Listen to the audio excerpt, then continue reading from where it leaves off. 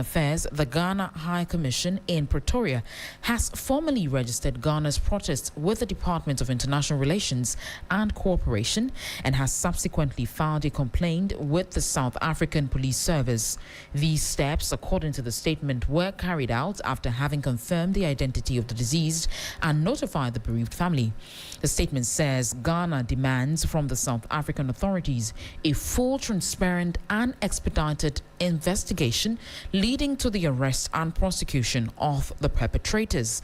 The government also reiterated its call on the South African authorities to ensure enhanced protection for all Ghanaian nationals in affected communities. Ghana has already transmitted a petition to the African Union Commission, AUC. Meanwhile, plans are being made by the ministry to repatriate the body of the late Mr. Bashiru Isaac to his family in Ghana for a befitting burial, whilst it warns Ghanaians in South Africa who elected not to take advantage of Ghana government's repatriation exercise to remain vigilant and avoid high-risk areas. Now, away from that, the minority has criticized President Mahama's participation in the National Day of Prayer and Thanksgiving service, arguing that the country's immediate priority should have been addressing the devastating floods in parts of Accra. According to the caucus, the president's attendance at the event, including moments where he was seen dancing, sent the wrong message at a time when many flood victims are still struggling with the aftermath of the disaster. Second Deputy Minority Whip Amegashie described the president's participation as an unnecessary public relations exercise. The second one, a 65-year-old woman, just because the flood, their home was submerged. And then the president is standing here and dancing. Dancing for what? And then when he even had the opportunity to visit the Ghanaian people, he was in a helicopter, and he was watching them. Watching them for what? What kind of resolution? He was the same person that set up the anti-flood, task force. And he was headed by Stan Dobe. Really, when the Minister of Interior is even supposed to be the one chairing such a committee. I mean, the mediocre is too much. We are always messing up with the minds of the Ghanaian people. Every time settings, every now and then settings. Jerry Ahmed Shaib is a second deputy minority whip in Parliament. Now, as the rainy season intensifies, stagnant pools of water left behind by floods are creating ideal breeding grounds for mosquitoes, increasing the risk of malaria infections. To protect vulnerable children, thousands of those under the age of 5 across northern Ghana will receive seasonal malaria preventive medication, while insecticide-treated mosquito nets will also be distributed in schools from July 2, which is today, to July 5. The Ghana Health Service has confirmed this.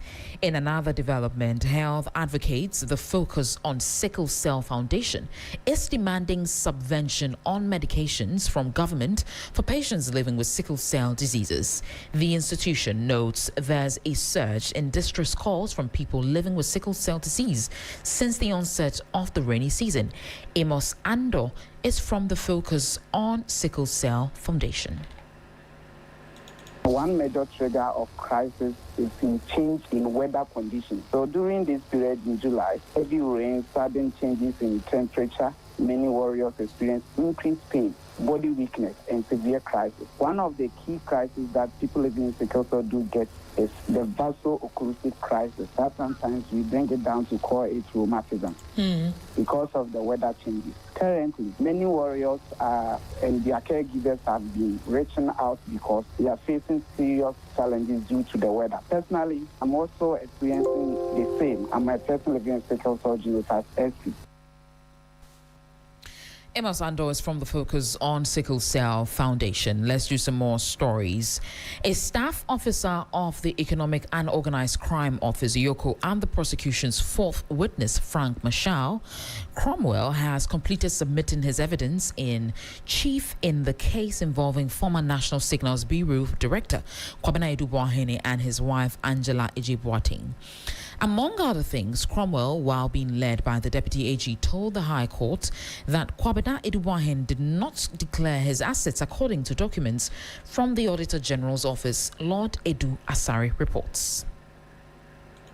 Kwabena Edubuahin, his wife Angela Ej Boateng, and the private company Advantage Solutions Limited are facing charges of stealing, causing financial loss to the state, and money laundering resulting from a failed supply of a cybersecurity defense system valued at 49.1 million Ghana cedis. According to the prosecution, the former National Signals Bureau director, Edubuahin, created a private account and a company which he used to siphon monies meant for the national security. All accused persons have pleaded not guilty.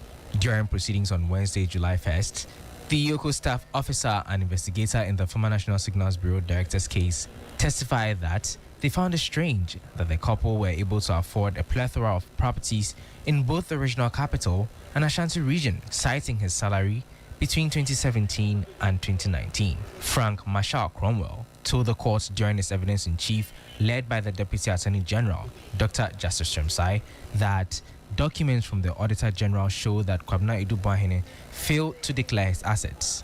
Cromwell also alleged that aside an initial 9 million cedis which was sent to his relay company, ISC Holdings, for the purchase of the software, the remainder of the money disbursed was transferred into the accounts of Edubuahin and his wife. The case has been adjourned to Thursday, July 2nd, for the defense lawyers to begin cross-examination of the prosecution's fourth witness. That's a report by my colleague Lord Edu Asare. Before we go, more than 50 houses have collapsed with several people displaced as rising floods continue to wreak havoc in parts of the Anlonga district. The situation has brought life to a halt in the affected communities amidst increasing calls for the Haveji flood control gates to be opened to allow the excess water flow into the sea. The rains came again this year, but in large volumes. Since March, communities such as Agobledokwi, Kegbi, and Sakome have been experiencing floods, but recent rains in the area have exacerbated the situation. This flooding came by surprise. We experienced the first rainfall that we had in March, and 3 consecutive times rainfall that flooded the whole area. We were thinking it will go back. And only the one after it is more than what we were expecting. More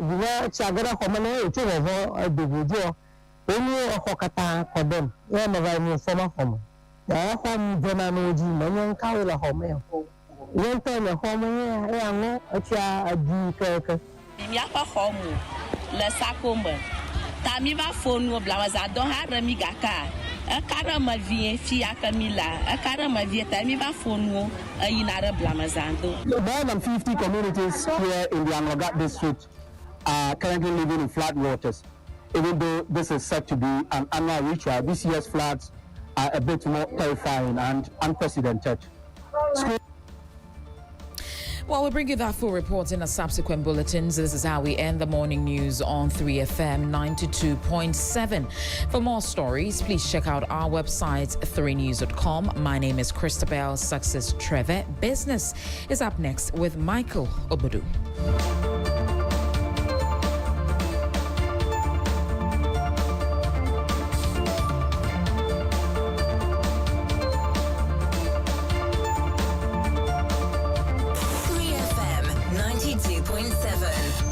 Urban Lifestyle Radio Station. 3FM 92.7. Urban Lifestyle Radio Station.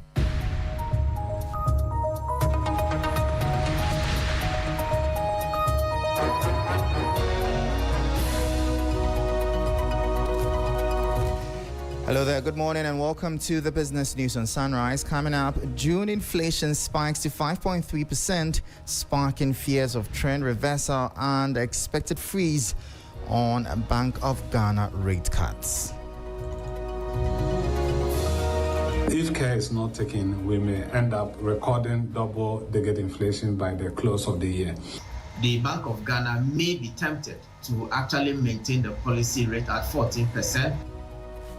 And Ghana Chamber of Mines warns prolonged uncertainty over mining lease renewals could weaken investor confidence and threaten leading African status.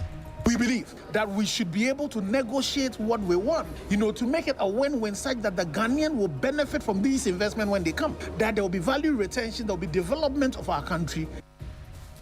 Plus, chiefs demand mining royalties for traditional authorities be increased to 30% from 8% to match community management roles.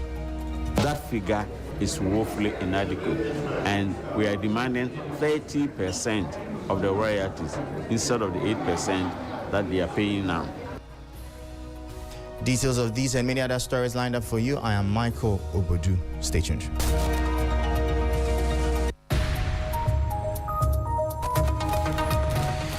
Thank you so much for your time. Straight to our top story. Ghana's annual inflation spiked sharply to 5.3% in June, driven by rising non-food costs and local food items like ginger, shrimps, mangoes, and bananas. This third consecutive monthly increase has led an economic analyst to predict that the Bank of Ghana will halt further interest rate cuts, while a financial economist warns the rise could signal a fundamental reversal of the country's disinflationary trend.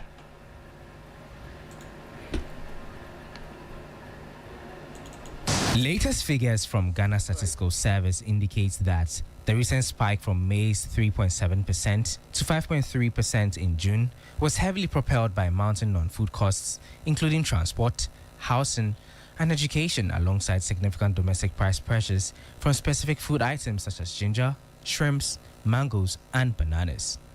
According to government statistician Dr. Alhassan Idrisu, the June inflation is driven primarily by domestic economic factors. Locally produced items contributed 86.6% of the overall inflation recorded in June.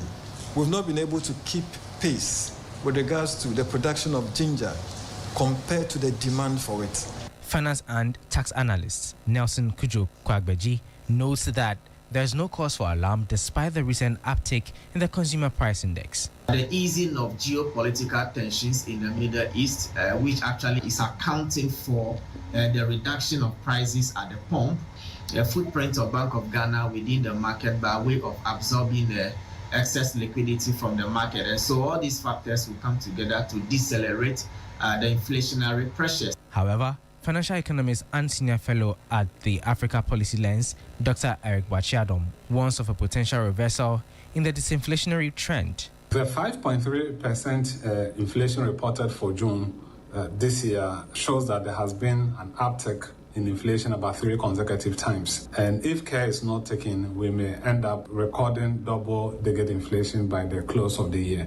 Within May and June alone, the uptick inflation in percentage terms is around 43%. Kwagbeji, in a separate projection, suggests that the Bank of Ghana will likely maintain its tight grip on the economy. The Bank of Ghana may be tempted to actually maintain the policy rate at 14% for the second consecutive time in order to create that room to contain any inflationary pressures. We don't expect inflation to go beyond the 8% plus or minus to target by the Bank of Ghana by December 2026. The June inflation rate of 5.3% is still below the central bank's target band of 8% plus or minus 2.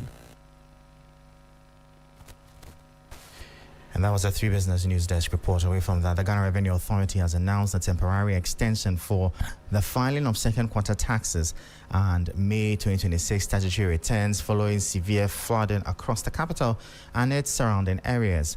The intervention, approved by the Commissioner General, is designed to serve as a targeted relief measure to ease operational pressures on businesses and taxpayers whose operations have been disrupted by the recent heavy rains. This report has the details.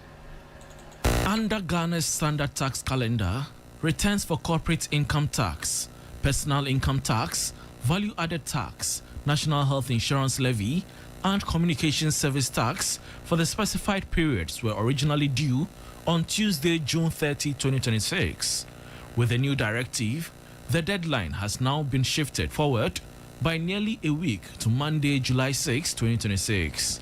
According to a press statement issued by the authority's Communication and Public Affairs Department, taxpayers who successfully submit their filings by the new July 6 deadline will not be subject to any late filing penalties. However, standard statutory penalties will immediately apply to any returns submitted after the extended date. To minimize travel risks and bypass fiscal disruptions caused by the floods, the GRA has urged the public to heavily utilize its online taxpayers portal and alternative digital channels. In a statement, the GRA said it remains committed to maintaining uninterrupted tax administration while supporting businesses during this difficult period and safeguarding the revenue needed for Ghana's national development. Taxpayers facing severe operational bottlenecks due to the weather conditions are advised to reach out to their nearest GRA Taxpayer Service Center for administrative support. And that was a 3 Business News Desk report. Moving on, the Ghana Chamber of Mines says greater uncertainty over the renewal of mining leases will be critical if Ghana is to maintain its position as a leading mining destination in Africa. The call comes amid growing uncertainty in the industry following government efforts to secure greater local ownership and increase the value retained from the country's mineral resources. Speaking at the Mining and Development Forum organized by the Chamber, its Chief Executive Officer, Dr. Engineer Kenneth Ashigbe, warned that prolonged uncertainty could weaken investor confidence. We believe that we should be able to negotiate what we want, to make it a win-win such that the Ghanaian will benefit from these investments when they come, that there will be value retention, there will be development of our country, as the investors also are able to also get good investment and are able to come in. Again, I would urge all of you journalists to just go and look at the heat map of where exploration investment is going, and you will notice that it is going to a lot of the countries around us. The interesting thing is that my colleagues at the Côte d'Ivoire Chamber of Mines, they have an objective to be #1 gold producer in the next 10 years. Where do you think they are going to take it from? And how do you think they are going to take it from? How are they going to take it from us? So it is important that we make sure that this issue about the security of tenure of leases is something that we still continue to guarantee, but we ensure that we do things that help us to retain a lot more value and are able to develop our country. That was Chief Executive Officer of the Ghana Chamber of Mines, Dr. Engineer Kenneth Ashigbe, speaking there. Meanwhile, the President of the National House of Chiefs and Paramount Chief of the Sefwi Ahwiaso Traditional Area, Ojia Hohoyao JB II, has called for the share of mining royalties allocated to traditional authorities to be increased to 30%. He argued that the current allocation is inadequate and does not reflect the role traditional authorities play in managing communities affected by mining activities. $1 million, and mining is going on in an area, let's say 1 month or a quarter, is 1 million, and only 10,400 comes to the traditional area. And don't forget that amount, they said Nana should use it to maintain his status as a chief. When you say Nana should use it to maintain his status, it means Ahinkwa, palace, painting, water that will provide everything that we do is involved. And what is 10,000 times, even if it is 12, we are talking about 120,000. And what is 120,000? So it's woefully inadequate. And aside of that, Nananum also gives scholarship. They help the communities, the aged, and so on and so forth. So that figure is woefully inadequate. And we are demanding 30% of the royalties instead of the 8% that they are paying now. When the 8%, they never consulted us. I'm hearing this for the first time. So that was the President of the National House of Chiefs and Paramount Chief of the Sefwi Ahwiaso Traditional Area, Ojia Hohoyao JB II. Now, the government of Ghana is set to return to the domestic money market on Thursday, July 2, 2026, with a target of raising 3.371 billion cedis through its weekly treasury bill issuance.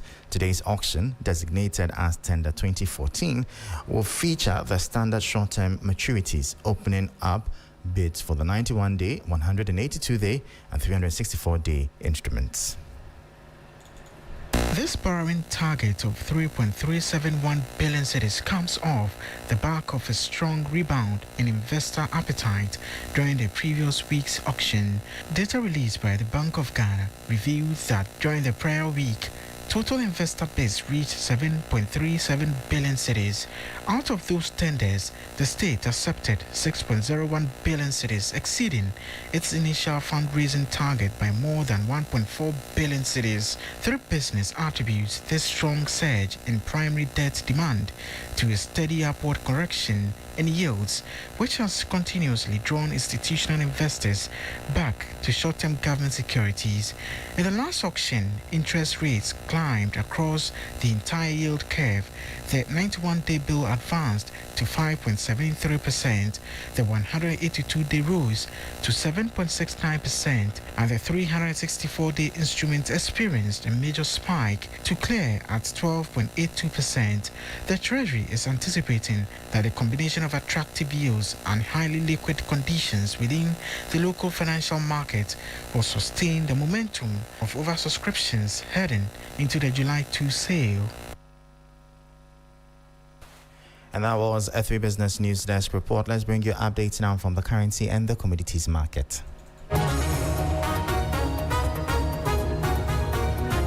Interbank foreign exchange market, the dollar is selling at 11 cedis, 35 pesos.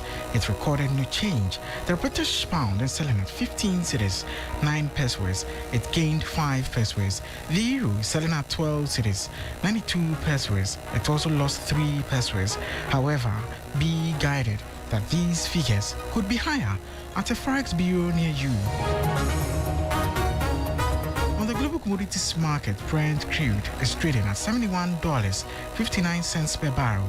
Gold is trading at $4,062.21 per ounce, up by $54.19.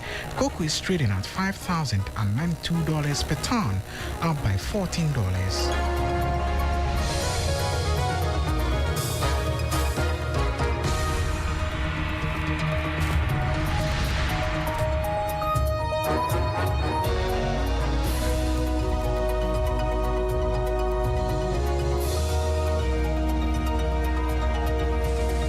And those were updates from the currency and the commodities market, bringing an end to the business news on Sunrise. For more stories, check out our website, s3news.com/business. I am Michael Obodu. Thank you for tuning in. As always, please stay safe. And your man is in the studio now. Togbe Gagai of... I've been here since... but I say you just entered. I'm acknowledging your presence. I need to make room for the mighty and great men who bring business to our ever-cherished If you don't end up a politician, I'll be shocked. Let me speak the... Oh, no, go back. Let me speak the letter L I know. So if I say Leke, you respond. Okay, I'm lost. Have a good day.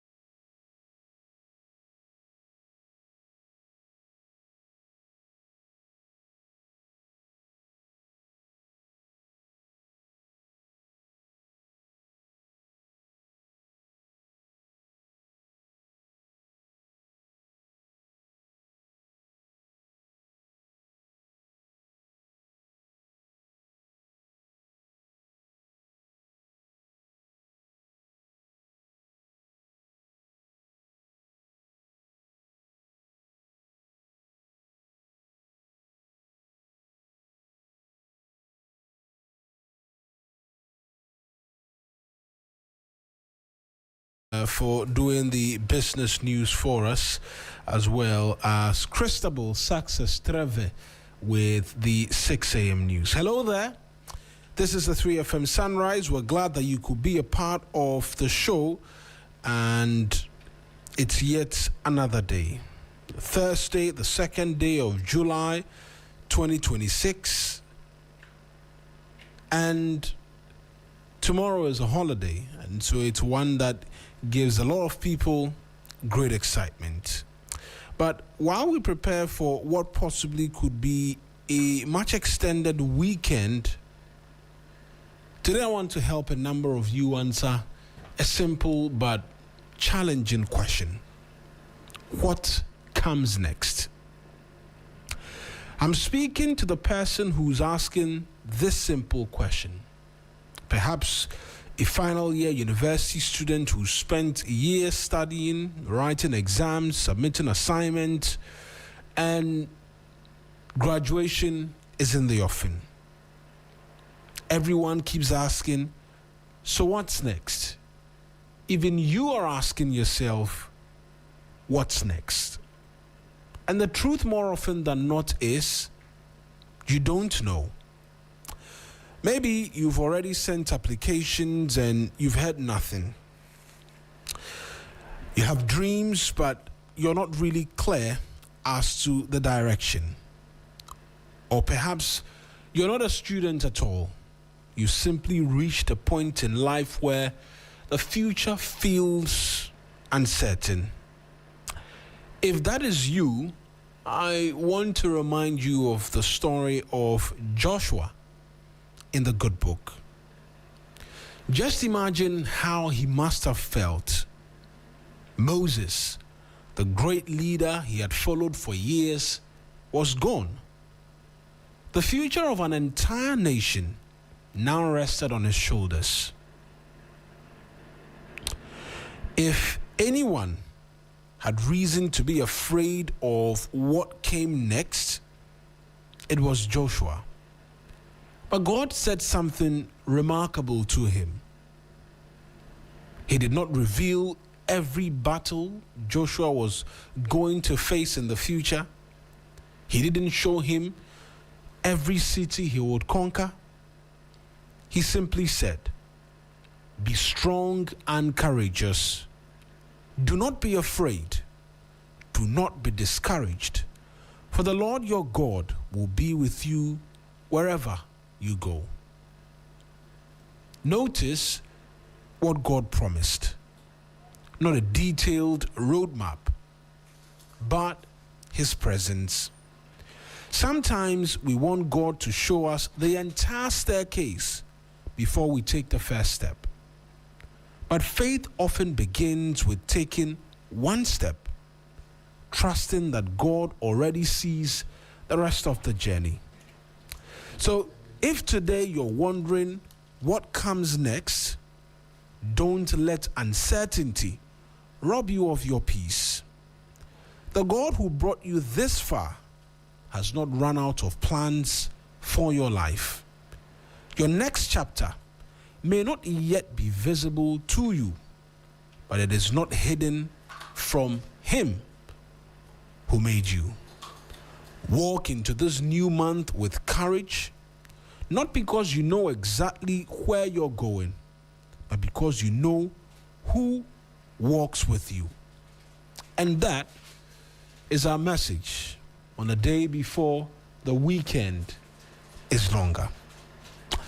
It will get us nicely into the weather update as well this morning. Kind courtesy the Ghana Meteorological Agency, who, amongst many things, say that rain is expected this morning over part of the coastline and a few areas in the Oti region, with mostly cloudy conditions over much of the country. In terms of what to expect, for the coastal areas, light to moderate rain likely to continue at intervals through the afternoon and the evening. In the forest and mountainous areas as well, mist and fog patches are expected early this morning and may reduce visibility with thunderstorms or rain in the afternoon into the evening. In the middle, transition, and northern part of the country, thunderstorms or rain are expected later in the afternoon into the evening hours. Stay with the Ghana Meteorological Agency, where you find them across the various social media platforms, particularly on Twitter, where if you put up their notifications, every post they share, you get details of it so you can prepare and brace yourself for the weather. That's our message of motivation and the weather out of the way, may I officially welcome you once again to the 3FM Sunrise. I am Mawuena Egbeta, the rest of my colleagues, Patrice, Noble, Crosby, Annan, DJ Phil, Fredo Kunzo Tiani, and the mighty man Lord on social media are all here from now till 10 a.m. to serve you with nothing but the best.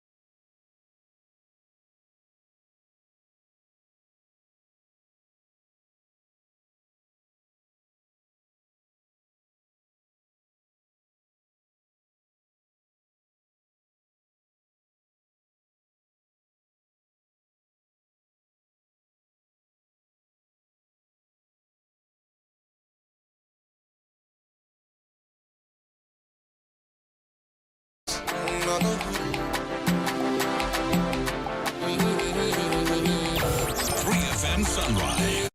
I'll get you into the review segment here. And we haven't woken up to great news, right?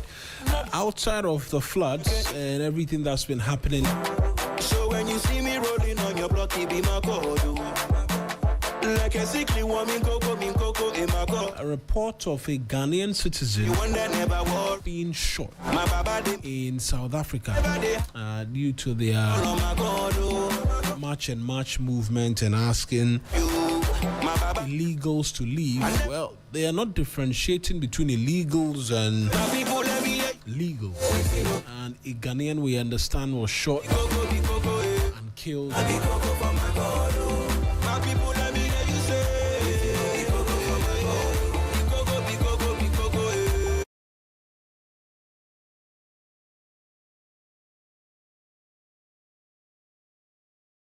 Let me start off first from 3news.com, which reads that Accra floods, how Garrett funds got choked by fiscal controls. Historic visit Yagbonra and Asantehene renews centuries-old bond at Menchia Palace. Health Minister directs Bodi, Agenda 111 contractor to return to site or have contract terminated. Police arrest 3 suspects for possession of 50,000 rounds of ammunition in the Upper West region. Hey. 50,000 rounds of ammunition. What are they going to do with 50,000 rounds of ammunition? Good morning to Patrice as well. Yeah, good morning, my brother. 50,000 rounds of ammunition. Yeah, they're going to chase rats. That's a lot. Yeah, absolutely. That's a lot. Yeah. And, wow. Garmanche calls for unity to end Accra's recurring flooding crisis. And also here, government of Ghana condemns killing of a Ghanaian in South Africa, demands full-scale investigations. Is there as well on 3news.com. On myjoyonline.com, government demands justice after citizen shot dead in South Africa, xenophobic attack. We expect urgent action over Ghana. Urgent action. Ghana presses AU over xenophobic attacks after citizen killed in South Africa. Government begins process to bring home Ghanaian killed in South Africa. So a bit more stories on that. Communications Ministry orders Ghana Digital Center to reverse staff suspension after floods. Sahel extremist groups pushing south towards Ghana. CDS warns of growing security threats. That's troubling. CityNewsroom.com. Government condemns killing of Ghanaian in South Africa, demands justice. Garmanche calls for unity to tackle floods. Communication Ministry orders reversal of Ghana Digital Center Limited staff suspension. Africa must be equal partner in global economy. Asiedun Ketia is speaking more nationalistic these days, speaks to the intentions of a man. Bahamas Anti-Flood Task Force lacks key institutions. Henry Corti and Ghanaian shot dead.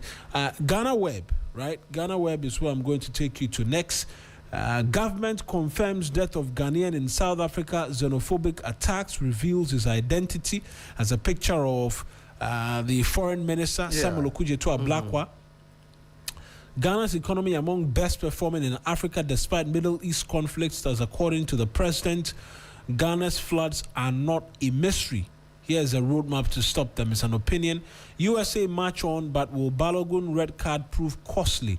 And leave me the hell alone. Hanks Anuku fires back after viral roadside video sparks a bit of concern. Yeah, I have Ghana Web here. Ghana Web says, no airport searches and plenty of food. Dwabeng on traveling with Otumfuo. That is really good. So no airport searches and there's plenty of food when you travel with Otumfuo. Also, police intercept 50,000 rounds of ammunition. The 3 have been arrested. And Ghana Meteorological Agency should be blamed for Accra flooding. This is coming from a presidential staffer. And then stores assess damage after looting in South Africa's anti-foreigner protests. Also, government confirms death of Ghanaian in South Africa. Xenophobic attacks, reveals his identity. Accra floods. Alajo resident explains why he demanded 3,000 Ghana cedis to retrieve flood victims' body.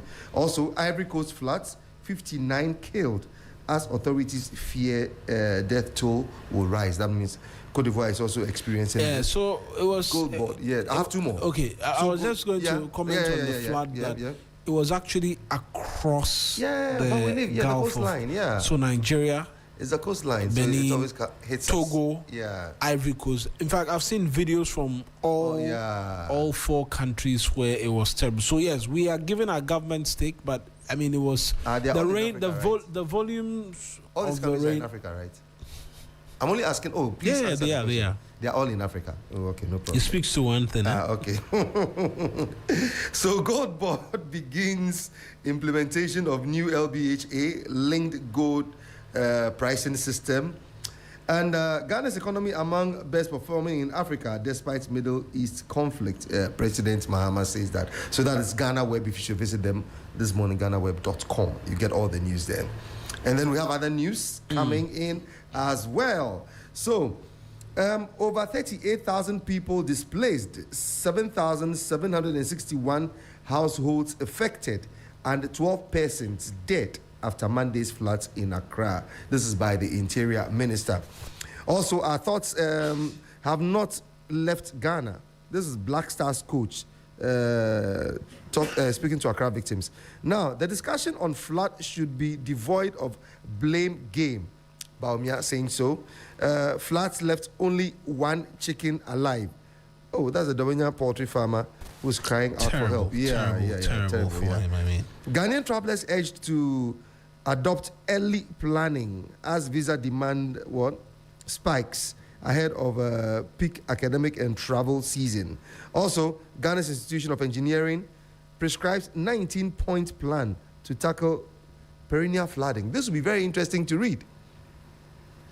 19 points. 19-point plan to tackle perennial flooding. Interesting. Oh, that'll be very sweet.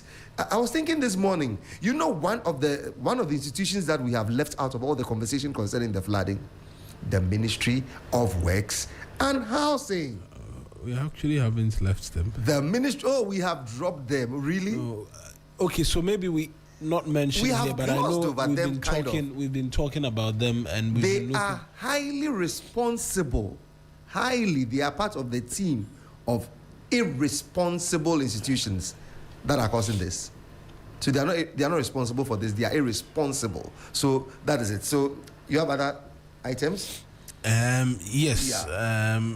Just a slight bit in terms of getting that for listeners. Okay. Also here, just a moment. We will not sit aloof. Ghana assures citizens in South Africa amid tensions. Right. Let's not make the mistake of electing another 72-year-old again. A+ is saying this: if you're tired, leave office for someone ready to lead. Samir Uku tells Mahama. Lands Ministry, Forestry Commission donate relief items to Samurai Boy flood victims, and Ramaphosa warns against violence as SA anti-migrant protests loom. But here's the case. It resulted in the death of one Ghanaian already, and we are not ones to turn an eye away when a Ghanaian suffers as a result of something like this. And already we're seeing the foreign ministry demand immediate action in that regard. Perhaps it will cause us to get a bit more in terms of details on that particular story. Absolutely. As to what happened to this said Ghanaian. I'll do 2 platforms, right? Okay. City Newsroom and then myjoyonline.com as well. I have some good news here also for you. Right, so maybe give me the good news. So it says that 48 engineers regiment to clear drains, support flood recovery efforts. This is by the Interior Minister. So we're going to use the 48 engineers to do this work from the military. And there are some who even say that all the construction work you should be given to them because the discipline with which I think I saw a post from them that the expressway they've cleared about 40+% in, is it 6 weeks or 9 weeks? Wow. And they are looking to complete the clearing of the stretch, the entire work in terms of preparing the ground for construction to begin will be done in 13 weeks. There was this ministry. I don't know if it's still around. The one that the lady had the money stashed in her home for the sanitation works and house sanitation and water resources. No, that was merged. It was merged. That ministry was scrapped under this government. So you see, been the merged. point is that ministry should have gone straight to the 48th Engineers Regiment to maintain sanitation and order. You see, let us not joke about. Have you ever been to the barracks and the all barracks? That, yeah. Yes. When you enter, everything is properly arranged. Everything is in order. White stones are properly painted. Everybody is dressed appropriately. I believe that the order in the military has to be replicated in most of the places. So if you hand them, be in charge of sanitation and maybe spatial planning, Lord God Almighty, the country will transform. The country will transform because every time it's not easy. Oh, it is very easy, my brother. As you make it. Oh, it is very easy. I'll be very honest. It is very easy. As in what? So you know are people are calling for. Wait, I want to understand it properly. Great. When you say they should be in charge, as in they should be. The CDS should be the minister in charge of sanitation. I want to see how it works. How it works in the suggestion.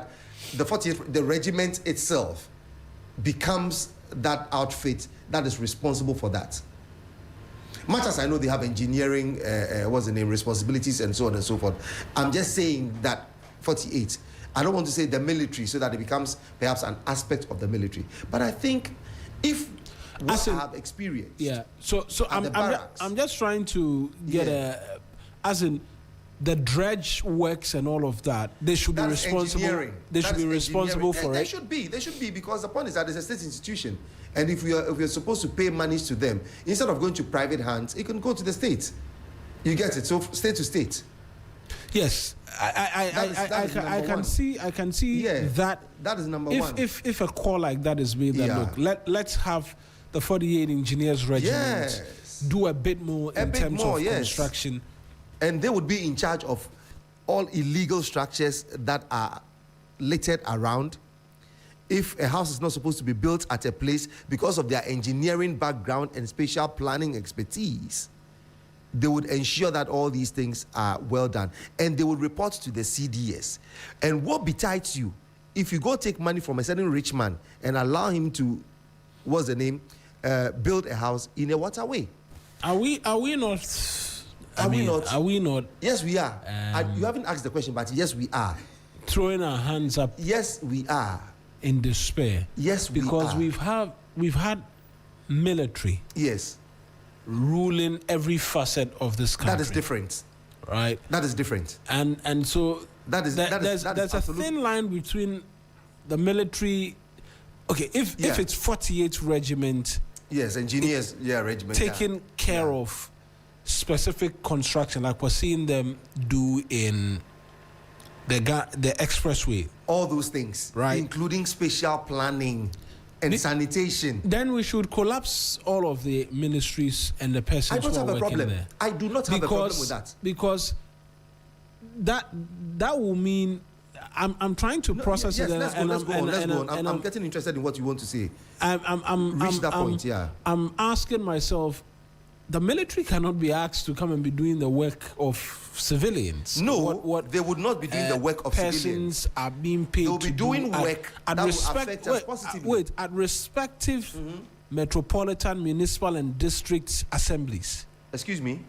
No, I know the point. I know where you're coming from, and the fact that they haven't done great work and all of that. But will every solution to problems which should result from enforcement and supervision? Absolutely. Let me tell you. Do you remember be an issue where we say we are handing over to the military? Because even the military, what makes them tick is order, supervision, and all of that. So why are we deciding to outsource everything? Not everything. Everything. I mean in respect to sanitation and water. Yes. When we can just copy the playbook of order, supervision, and getting people to do the work. What are you talking about? What are you talking about? How long has those ministry? It was in the Ministry of Sanitation. Yeah, it existed for 8 years. Even under but now it's under local government and then works and housing. I think they were split and they were. Stop talking about let's copy. If they had the mindset and the wisdom to copy, they would have copied long ago. They haven't done that. So for the original, let's go to the original. Let's go to the military, where you know there is order, structure, and respect and authority. Because what I said in my submission is that they would report finally to the CDS. And knowing who the CDS is, or the office of the CDS, you dare not do something terrible and come and report negatively to him. So I'm not expecting the Ministry of Sanitation or the assemblies and so on and so forth to say that, oh, let's go and copy the military style. No. Put it in the hands of the military. When you walk and you see the green, you would know that I need not move. When they say this property or this facility belongs to a military person, what happens to you? They come there in droves. You know that kind of thing. There is authority in the green. But that's indiscipline on their part too. When they come in droves and they are coming to beat people. No. I didn't say they're coming to beat. Encroaching. No, I'm just citing. So they come in droves. So they are an army. So they come in that format. Yeah, you're bringing the armed forces into civilian spaces for civilian duties. Yes, they are our friends. Yes, nobody has said they are not our friends. They are friends, yes.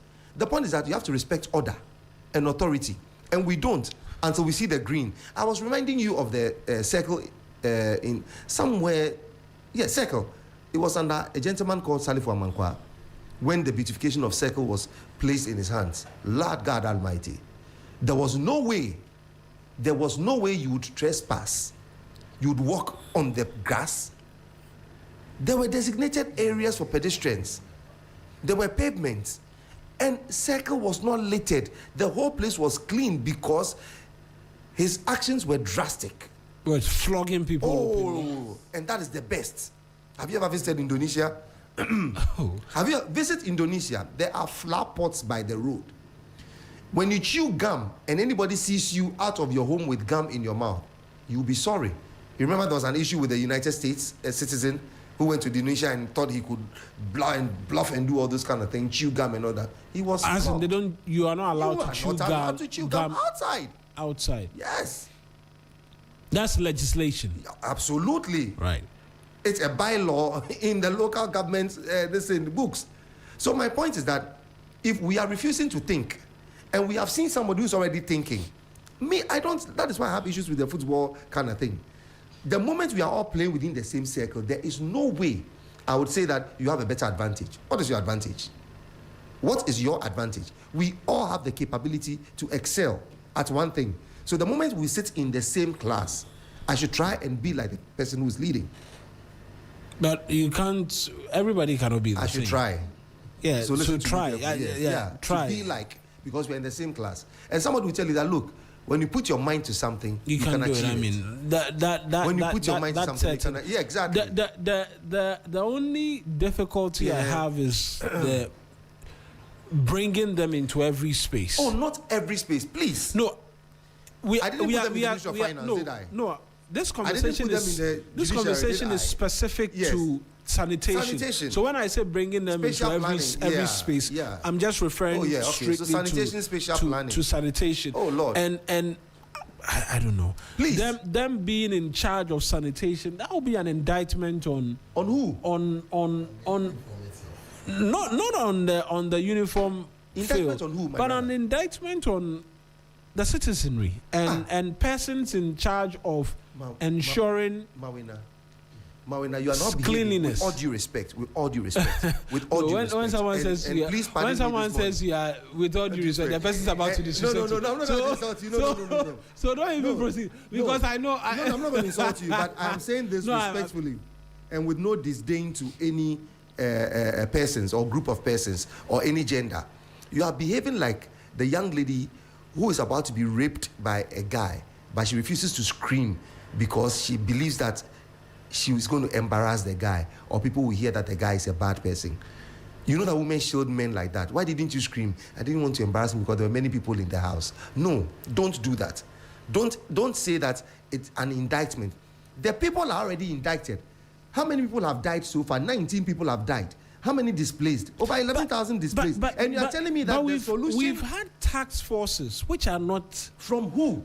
And you see, that's why I say the military aspect is not what we should go to, because you lived in the era of town councils. Yes. The solutions have existed before. We've abandoned it. Thank you. And to bring it back, hold on. And to bring it back, let us bring it back. And instead of saying the military people, they are going to put their party people in those places. And like I said the other time, familiarization is just too much. This is my point. Do not let people who live in Adabraka work in the town council at Adabraka. No. People who live in airports do that. No, they are too familiar. Hey, Kofi, how are you? Maybe even I'm wealthier than you are, or I took care of you, and now you're in the task force, and you come to my house. Hey, Auntie Fio, be like, you know that kind of thing. Let us erase it. So bring people from the north to Accra. Carry people from Accra to the western region. Carry people from the western region to the Volta region. Carry from the Volta region to the Asante region.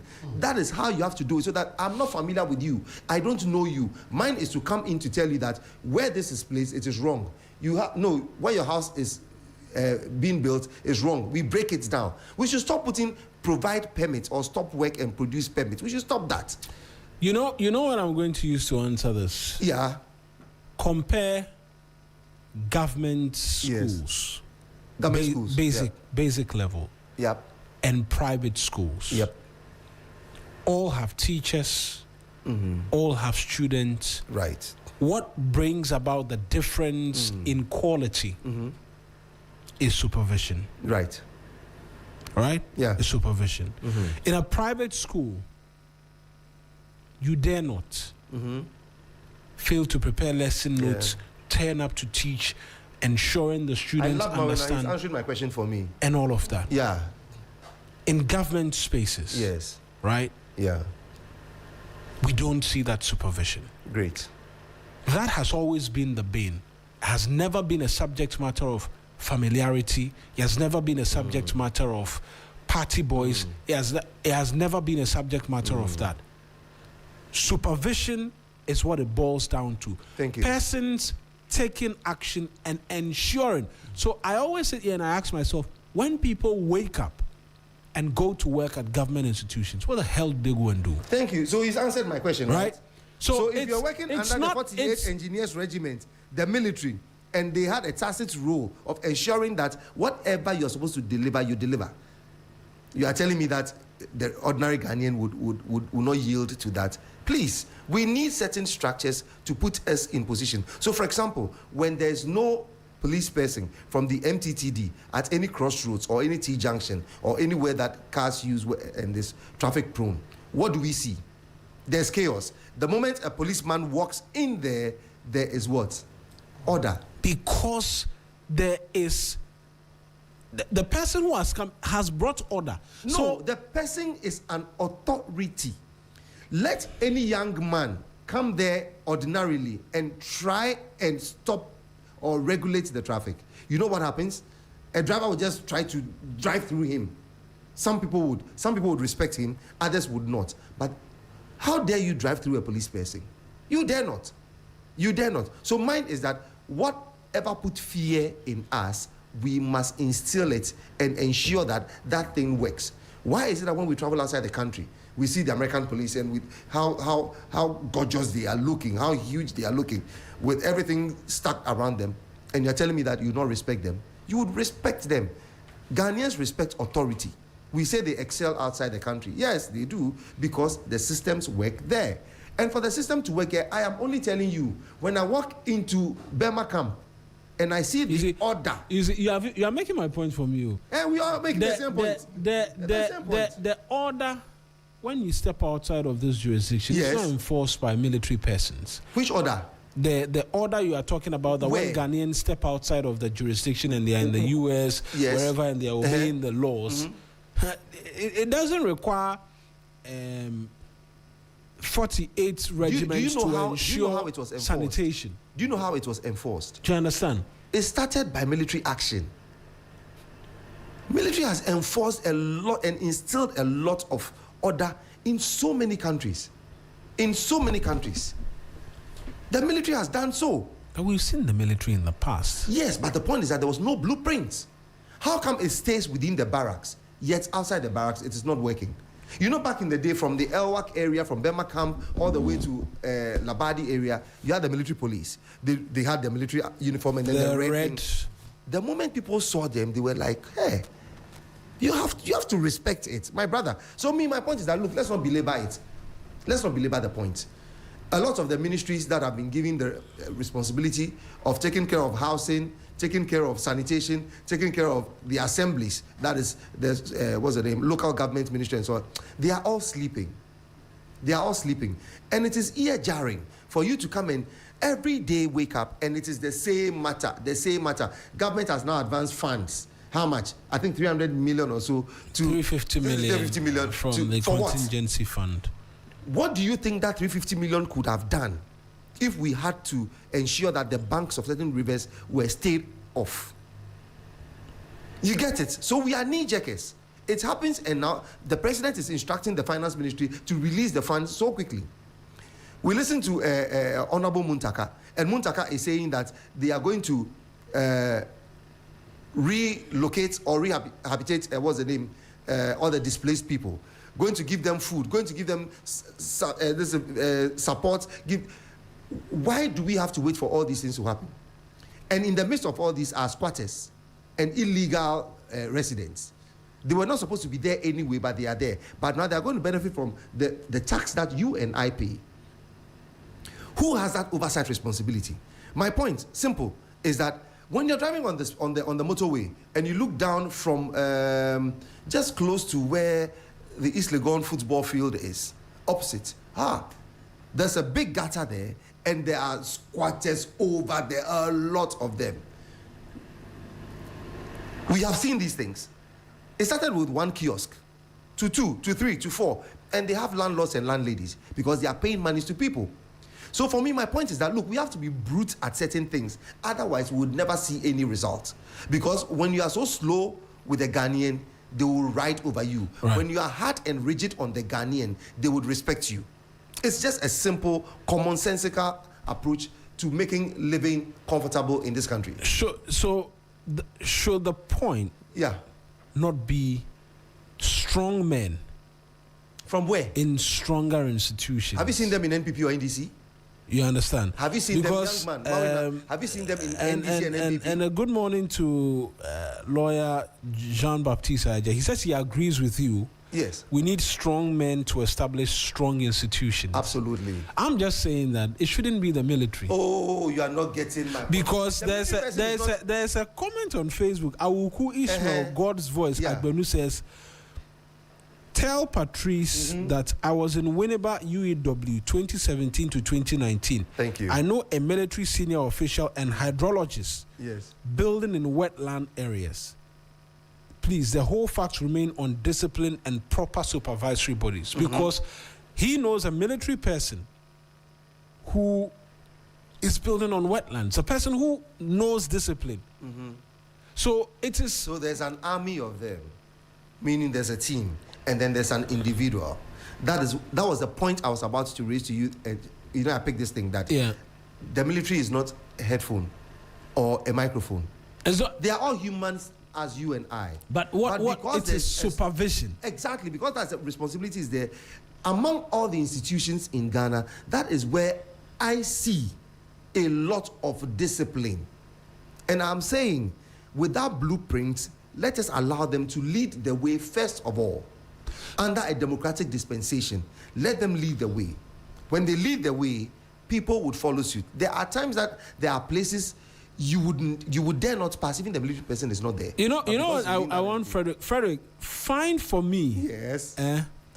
Since this government came, they made a number of appointments where military persons were put outside of security agencies. Right, okay. Right. I want to see a number of those institutions. I hear Gapo. Go to Gapo. What's happened there? Yes. Right. There's transformation at Gapo because of the leadership. And whether military persons automatically make strong leaders? Okay. It's a curious question. Yes. Do they automatically make strong leaders and bring supervision into respective agencies? Captain Amoabeng retired. No, it's something. It's something we can Captain box around. Budukumsin. And also, why agents? Like, what is the problem that prevents state institutions from being able to work because of a lack of supervision?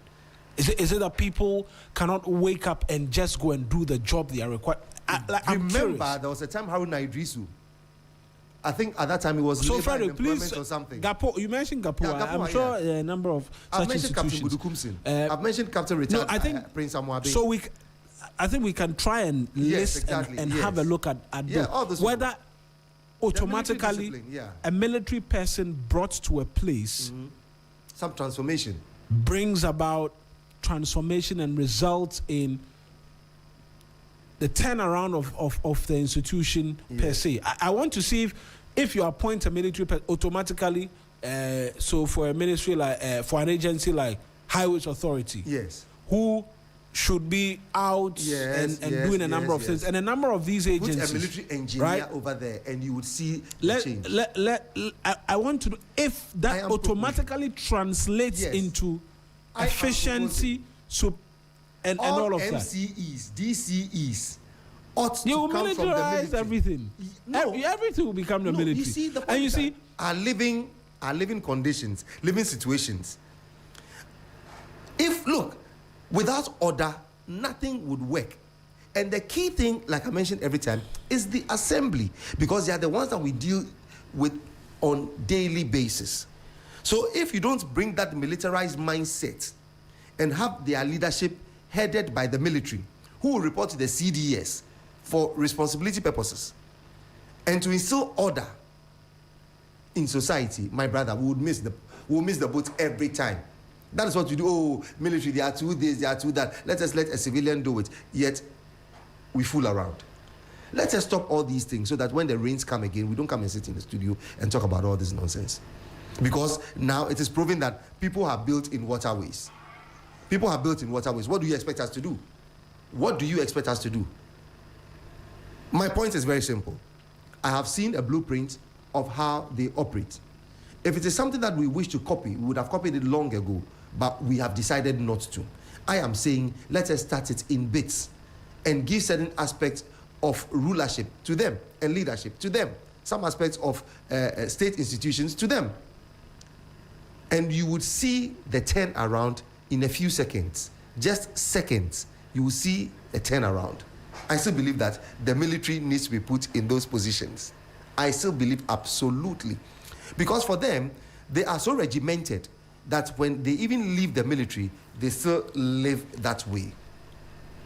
They still live order, precision. Look, I visited Captain Amoabeng, and I had issues with picking a few clothes, and was like, Patrice, when you come to my house, I know where my singlet is, I know where my briefs are, I know where my shoes. He knows where everything is, everything plays. Even in his home, there is order. So my brother, we have seen it. Those who experienced Salifo Amankwa at Circle will tell you that during that time, Circle was green and sweet. Chen, bearded. Oh, bearded started something, but he couldn't sustain it. Was not a civilian. Was not a military person. Did he sustain it? Was he able to sustain it? I mean, political pressure was brought to bear. Exactly. Obecha Bilamti, beautification of Accra. Did he sustain it? All he did was to put up a plaque. That's all. May his soul rest in peace. But then these are the people that we put in positions of authority. When what's the name? The past minister, the huge one, the one at the Odona area. What's the name? Is it Quarty? Is it Quarty? Quarty. It was Henry Quarty. When he started and he was getting things off the road, demolishing this, doing that, what happened? Politicization. Go tell the military man that what you're doing is wrong. Wouldn't that even affect the military? It would not.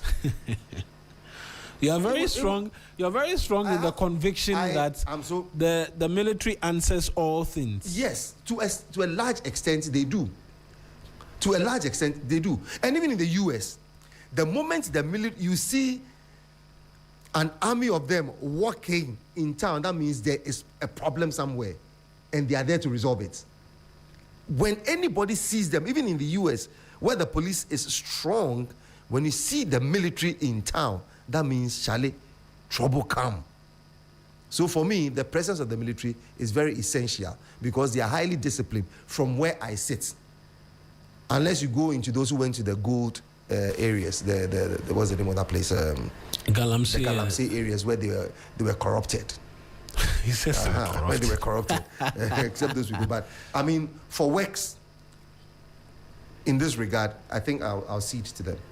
I'll cede to them. Right. Let us know what you think as well. We're live on Facebook, 3FM927. Same handles on YouTube as well, 3FM927. That's where we're streaming. Yep. And you can share your thoughts with us as well as we continue in the review segment of the show here this morning. Patrice is of the firm belief that the military will bring about a certain level of discipline in all things. Yeah. And so, yes, but I'm going to get into that story now about the Ministry of Foreign Affairs confirming the death of a Ghanaian. It says that the Ministry of Foreign Affairs has said that it received with profound shock. This is on 3news.com, right? And sadness reports of the fatal shooting of a Ghanaian national, Mr. Bashiru Isaac,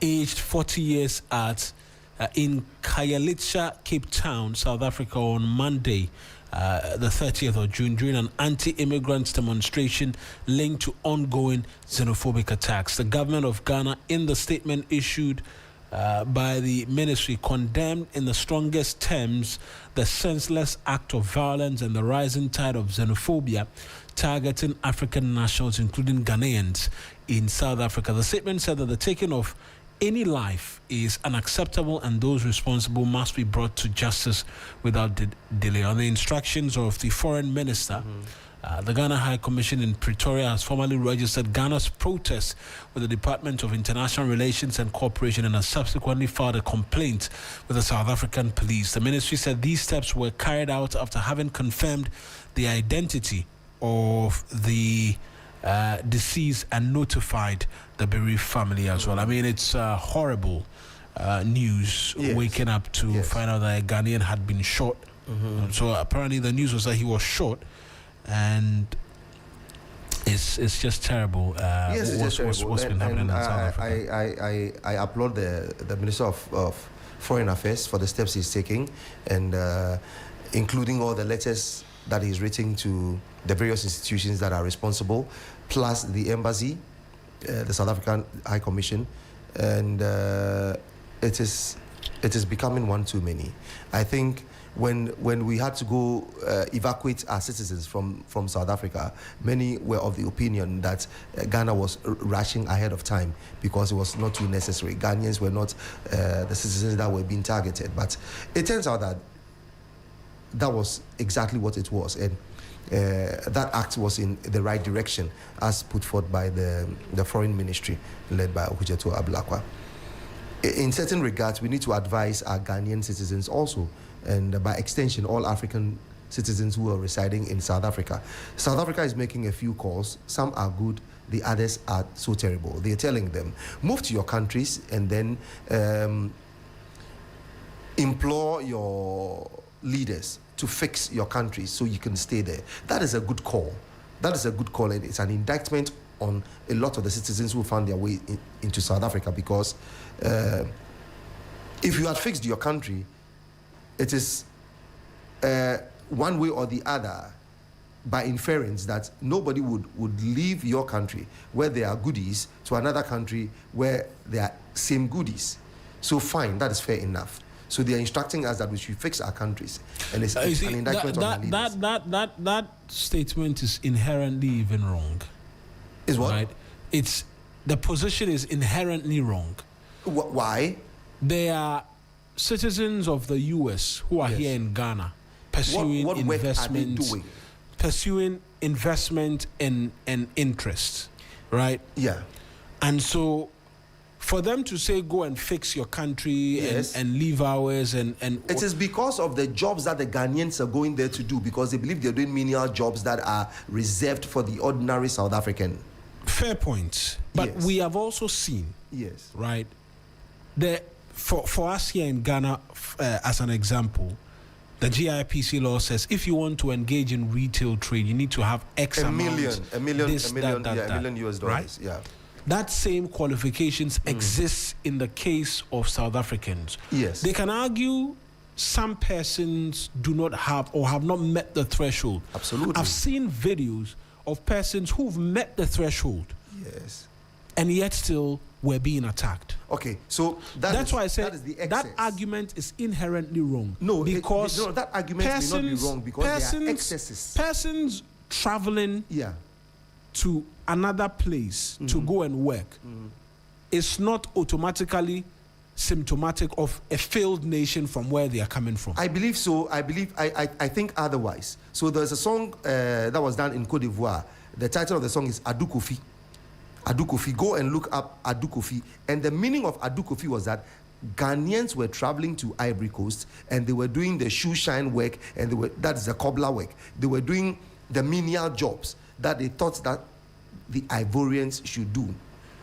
And they did a song to that effect that why are Ghanaians coming into their country to come and take up these menial jobs?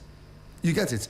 I am saying that there were excesses, and we accept that there were excesses with regards to people who had the full qualification and were doing certain aspects of work. And the South Africans extended their xenophobic attacks to them. That is not what we're talking about. We're talking about the core.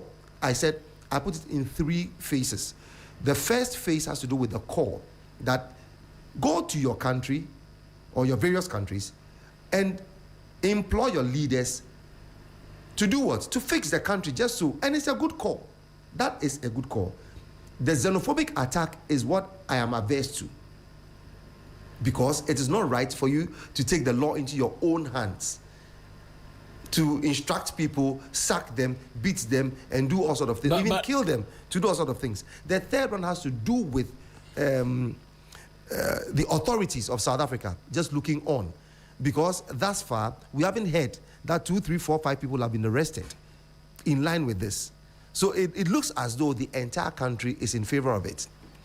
The other conversation has to do with the fact that this was a deliberate attempt at the time that South Africa was an apartheid country, that they educated more of the women than the men. So most of the men are in the ghettos and they are bereft of any academic qualification. So what happens? People come from outside and their girls are more attracted to those outside because they are educated, because they are clean, because they are this. So, and the guys are like, you can't take advantage of us. You can't do that. But that's not an immigrant problem. Well, but you see, the point is that their mindset has been, which is fair. Yes, that a lot of the men there, during the entire apartheid and all of that, were not educated. But I insist strongly that going outside of your country's jurisdiction to work elsewhere is not automatically symptomatic of that nation failing. What is Trump doing? When they say go and make your country better and all of that, they didn't tell them to go and make their country better. They said go to your country and tell your leaders, push your leaders to fix the country so you can work and do such things over there and not come to South Africa and take up jobs that we are supposed to do. So let me just refer you. There are persons who travel. The retail markets. Don't you see Guta and so fighting the Chinese and Nigerians? Because they don't meet the requirement. Yes, because they are trading. Somebody will say, I'm just an African person. Look at AFTA, the Free Africa Continental Trade Area. I understand fairly the point. But they still say that do not retail because it is in our laws that you are not supposed to retail. Leave that retail option to the Ghanaian. The South African is telling you that leave these menial jobs to the South African. Go to your country and let them fix it so you can do that. That I agree and I accept 500%. What I disagree with absolutely and vehemently has to do with the actions, the terrible actions, the xenophobic attacks, the killing, the maiming, the hate, that disorientation of somebody's mental ability is one thing that I am against. Do not do that. And I'm believing that the state must issue statements. There was an interview on a sister station, and I thought the host of that program did Ghanaians a great disservice. How because so? I think he was just playing along with the South African, what's the name, representative. He was playing along with us. That is a very serious matter. And you don't get him and put him on the bowl and then you are cajoling him with soft questions and just being... No! Let them know that what is happening in your country is wrong and you are against it. Do not condone such. I am saying, three-pronged approach. Number one, fix your country. Yes, fix your country. Fix your country. It's a right call. Fix your country. But your call that you're making, don't extend it. Don't maim people. Don't destabilize people because you're already there. What people are thinking, and I'll say this, is that they were believing that it was not the Ghanaians or other Africans that they were targeting. They were targeting the Nigerians. No, but Nigerians are Africans too. So they're saying that collateral damage. No, I don't think it's collateral damage. We couldn't have singled out only the Nigerians. Everybody must now go. It's like throwing away the baby with the bad water. Yeah, that's it. So that is what they did. It's collateral damage. We want to kill Mawuena in the studio, but there's Patrice and all of us should die, but they want Mawuena dead. That is what happened. So they were targeting the Nigerian citizens, but they couldn't have picked them or handpicked them or cherry-picked them. Everybody must go so that you go with the Nigerians. So on the point of retail, certainly, yes, there are laws that govern retail trade and all of that, and so those conversations can be had. Yes, as in this is retail business. It's supposed to be done by South Africans and what have you. Yes. That's a fair argument to make. Yeah, right. It's a fair argument to make, but increasingly in the very first few hours. First few days, right? Rather, not hours. When these shops began to close, what it revealed was a troubling reality, even in South Africa, that the indigents did not own the retail spaces. They were not interested in owning the retail spaces. And so I've seen numerous videos, South African nationals themselves saying that they went through town and shops were closed. Why? The shops were owned by other Africans. When you ask these foreigners to leave, and I'm not making an excuse for persons operating in the retail space in their country, right? When they ask other African nationals to leave, they don't take over the businesses and try to run them, right? Because for all those retail shops, they pay taxes to the South African government. People come around and take taxes from them. When these shops are closed or when you are handing them over, they raid them, leave them empty, and go back home. So the argument is not one of, oh, you are in our retail space, and yes, the laws exist. Some persons, in fact, per what I have seen, I'm not speaking directly to say hairdressers and what have you, right? Some have acquired the rights, authority to operate. They are coming under attack. For the hairdressers and the other persons who are in the menial jobs and what have you, I've seen some who've lived there 20 years, have had children and all of that.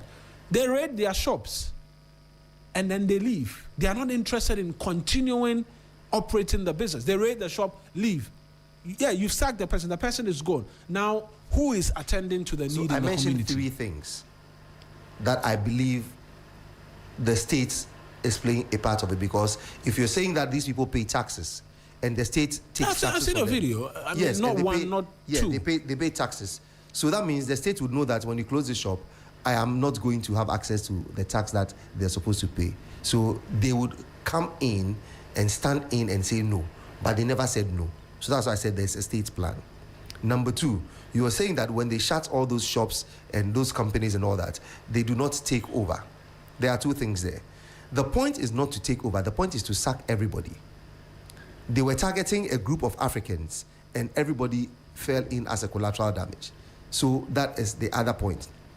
The third point that I raised had to do with the fact that the level of education they made sure that a lot of the men or the males in South Africa were not as educated as the females. It's been 20 odd years, yes. Patrice. So 20 plus years. A mindset. Please don't let me even go into the football thing that 20 years.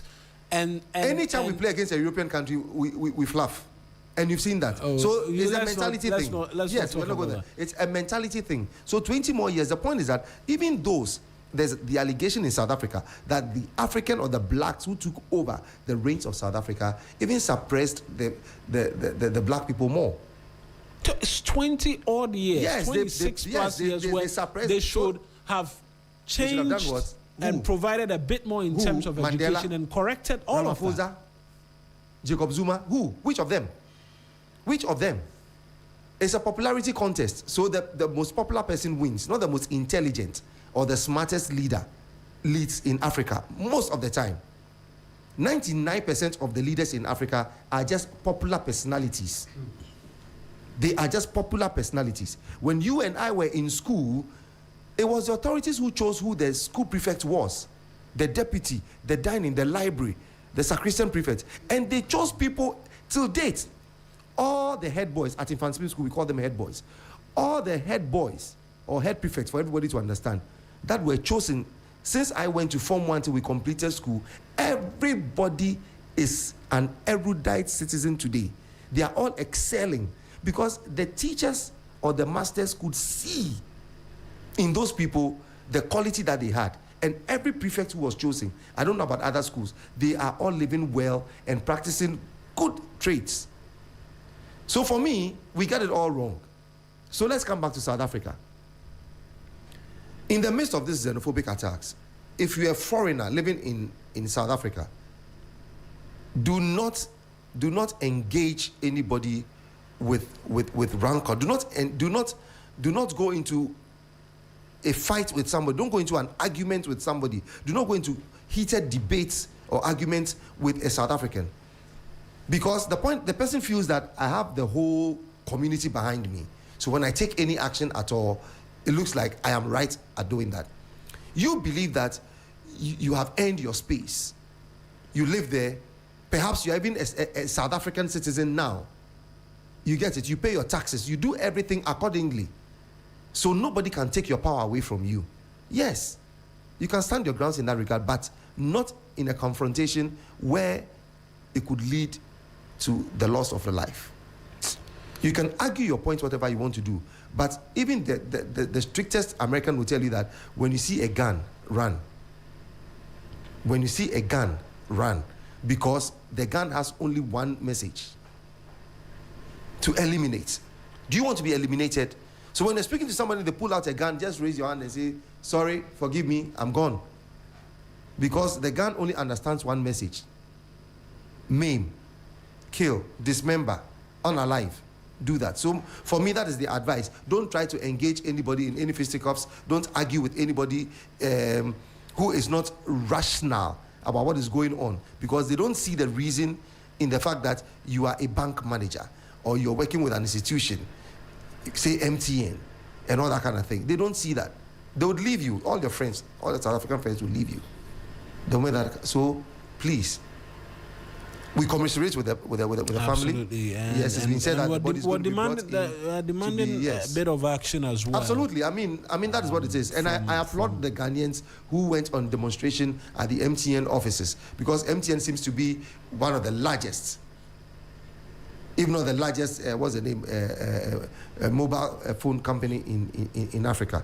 So they had to send a message to them, thinking that they can amplify it to the South African authorities, so they mellow down or simmer down on all these things that are going on.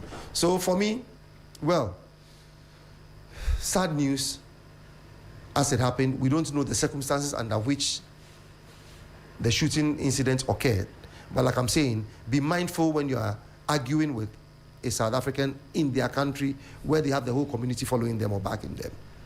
Be very mindful. Don't try to stay your grounds. There's a way to stay your grounds. You can go to the police station or perhaps go to the courts.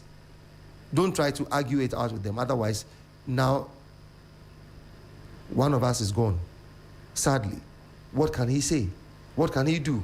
If he had dependents on what are they going to do? If he had a wife and children, what will happen to them? You get it? Terrible. Terrible. You're still live with us here. 25 to the top of the hour here on the 3FM Sunrise. We get a bit more in terms of other stories as well. Oh, yes, the other stories there. And what's been happening. Yeah. Yes. Let me see if I can go. There are some beautiful stories here. Yeah. Okay, so there you go.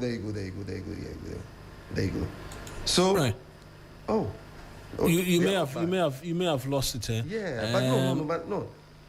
It's sad news. I don't want to read it. I mean, it's got to do with the flood and all that kind of thing. I don't want to. So more and more bodies have been found. Yes, that's it. Yes, some have been found. I think yesterday. I mean, the flood conversation is not one that's going to go away from us anytime soon. We tried to even engage the GPRTU, I think, on the day, on Tuesday and all of that, and that is beginning to come to bear. In terms of all of the developments from there, but I think, Frederick, if you go onto our Facebook as well as YouTube, you find a bit more in terms of details as to what we're sharing about number of persons who've been displaced in Ghanese. So Ghanese is where we are alone. 2,000 persons from 400 households, 6 missing individuals, and 5 deaths. In Lejokuku, 1,200 persons. That's your area. Okay. Persons from 240 households. 1 person's been reported dead. May so rest in peace. Ayawaso Central, 3,021 from 605 households. 3 deaths with 1 person missing. That confuses me a bit. 3 deaths, 1 person missing. So they still haven't found the person. So they don't know whether the person is dead or the person has resurfaced somewhere else. Gas Central, 1,811 displaced, 363 households with no missing or dead person. Right. Gan West, that's Amasaman. Oh, okay. And its environs. 2,300 persons, individuals displaced, 460 households affected. Ablikuma North, 651 displaced persons, 131 households affected, but no missing or dead person rescued. Ningo Prampram, 1,377 from 276 households impacted. Okay. Wejagbawe, 2,500 individuals displaced, 500 households affected. How? Weja surprises me. Weja always floods. Wejagbawe, it surprises me because the Gbawe assembly seems to be one of the most coordinated. Because I hear you can't just build anyway, anyhow. But then we find out later that when you go to, that is where the Weja Dam is. They have sold lands to people close to the dam, close to the Weja Dam. They have. So 2,500 individuals displaced, and then 500 households affected. Okay, so that is Wejagbawe. Yeah, so that's Wejagbawe. Yeah. Then Gas South, 2,100 individuals displaced, 420 households impacted. Adentan, 1,850 displaced, 270 households affected. Koli, Klote, at Circle and its environs, 6,500 displaced, 1,300 households. And so we're looking at Ga East, Abokobi area, Lejokuku, that's Teshi. Also Central, Kukumlimle areas, Ga Central, Sotum, Ga West, Amasaman, Ablikuma North, Kwashima, Nodoko, Awushi, Sakaman, Nyameche areas, Ningo Prampram, Wejagbawe, Ga South, including English Yaman from Botiano, Kokrobite, Tuba, and Oshiye. I didn't see Kole Kloti. Is there. Adentan as well. Then there's Kole Kloti, Adabrakase, Lusu, Okaikwe South, including Kaneshi, Awudo, Mebubuashi, Aveno, Okaikwe North, Achimota, Bekatesa, Akwete Man, Ni Boyman, Abufu, Apenkwa. all those areas. Tema West, including Sakumono, Bachona, Lashibi, Klagon, Ajay Kojo, Halcrow, Jatabu, Kasajan, Railways, and Kaiser. And then Tema Metropolitan area, there's Ladadeko Topon La, Crow, Nungwa assemblies, and when it rains, at La, the La Palm Beach, the entire place. My goodness. Do you know the reason? So when we spoke to the MCE, there's a lagoon across that people have. What's the name? They fill it with the sand and stones and debris just to build on it. So that is the reason that place floods. Now, I am quite sensitive to the plight of people who find themselves in such situations, no doubt about it. But going forward, I'd like us to focus on a few things. And here is what I say to these things. We're looking at the number of displaced people. We're looking at a number of houses that have been affected. What are the quality of houses we are talking here? What kind of houses are we talking? Are we talking about properly built houses based on permits, or we're talking about illegal structures? So let us be careful not to lump everything and say, oh, wow, over how many houses displaced? 1,400, 1,200, 800? No. Please, let us be mindful about the houses that we count. Are they properly built houses based on permits from the assemblies, or they are makeshift houses? Are they squatters, or they are people who have been legitimately allowed to live in those areas or to put up structures in those areas? So we have to put all those things into consideration. And my point again is this: the location of those so-called houses that have been displaced and the people who have been displaced, were they supposed to be living within that community? So if it is a waterlogged area, or it is a marshy area, or it is a lagoon, or it is a river, or it is a lake, and you are not supposed to live there, why have we been allowed to live there, and then we are going to use the state's money to compensate all these people? So my point is that in Ghana, largely, illegality pays off a lot. Illegality, it pays off a lot. We know per the laws that when you stay at a place for more than 12 years, when government decides to use that place for a facility, you have to be compensated, even if you were there illegally. So when we see no parking, no stopping, no hawking and all those things, can't we put a sign, no living, or no building, or no staying? Why do we allow people to encroach illegally on lands, and then we wait after a period of time, decide to build properly now, and then we say we are going to compensate all those people? Now, the motorway construction should have been done long ago, but you know why? Those on the peripheries, because of the amount of money that we needed to compensate them, we had to stay off till now that we are able to do it. The strategy now that people are adopting, those in political office, those in authority, they know these things, that government compensates people whenever they decide to build, and it takes more than 12 years, you stay there more than 12 years. So along the motorway, all the way to Adan, crossing over into the Volta region, people have purchased all the lands along the road. Politicians have purchased the land along the road. What are they expecting? They're expecting that when it gets to a point where government wants to do something at Pram Pram, at Adan, at Sukakope, at Dabala, and all those things, they will say that, oh, those who live along need to be compensated. Then the monies come to them, because they are fully aware of the fact that this is what happens after 12 years. So my point is very simple. Need we pay off anybody who has illegally erected a structure or put up a property or a facility along a line where they are not supposed to? It is your negligence. So why should the taxpayer pay for your negligence and deliberate attempts to ensure that you are staying at a place that is wrongly placed? So for me, all these things, they point to the ineptitude in the sort of leadership that we select. Poor leadership. And we've spoken about poor leadership since when? Why should we keep on talking about poor leadership, poor leadership, poor leadership? It irks me, my brother. It irks me because day in, day out. Look, there are better things people are doing. People are inventing things. People are creating new things. People are doing new things. But we talk about basic things. So if Trump calls us by a certain name as a shithole country, Trump is so right. You can't. Forgive me. You can't. Okay, sorry. But if Trump calls us by a certain name, he means it.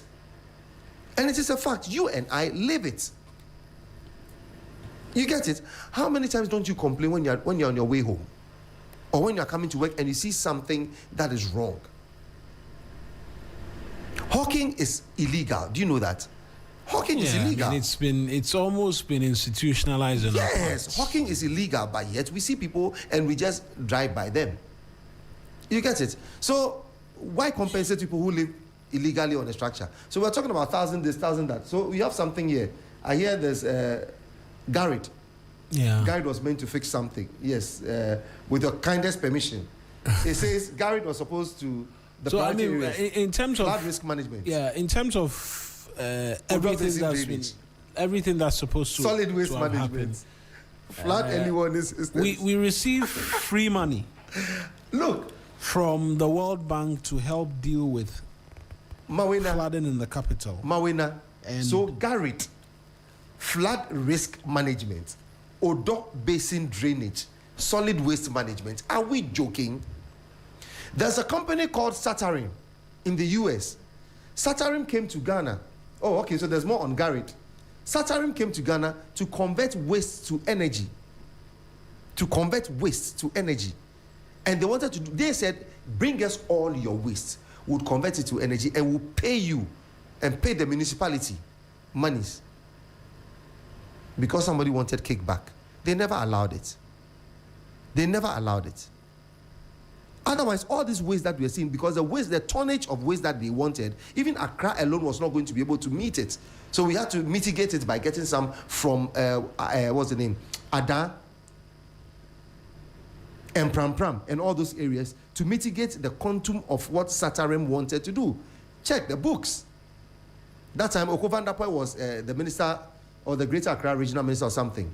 Go and check. You can call him and ask him if he knows about Satarim. So my point is that companies are there, available, ready, and willing to come and ameliorate the situation. But yet, our authorities, they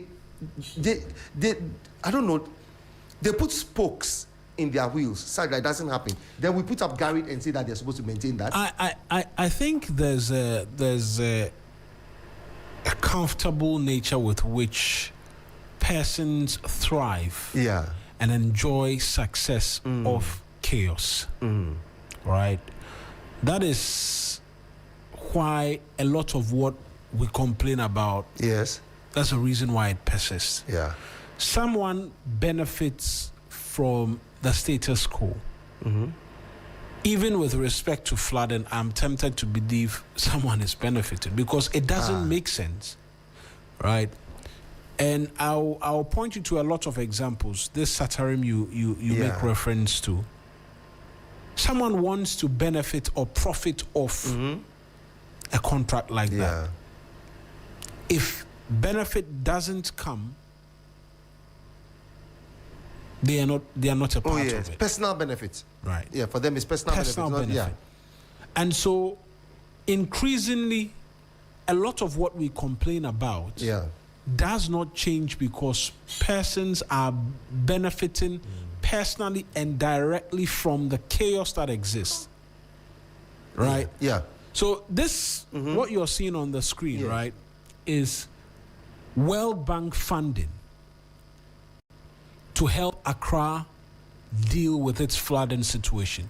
And on the base, what I want to say is that a lot of times we cite examples as to what has happened in the Netherlands and other places. It's capital intensive. Let's not kid ourselves. Realistic questions can be asked. Do we have the money to $5 billion, in excess of $5 billion to deal comprehensively with flooding in the capital? I would say yes. The answer is no. I would say yes. No, I'm saying. Yes. I mean, we all know why you say yes, because if you cut the loopholes and you prevent corruption and all of that, money will be available. And so, on that basis, you can say yes. But what do we deal with presently? What we deal with presently, we are even borrowing to pay salaries of public sector workers. Can you imagine?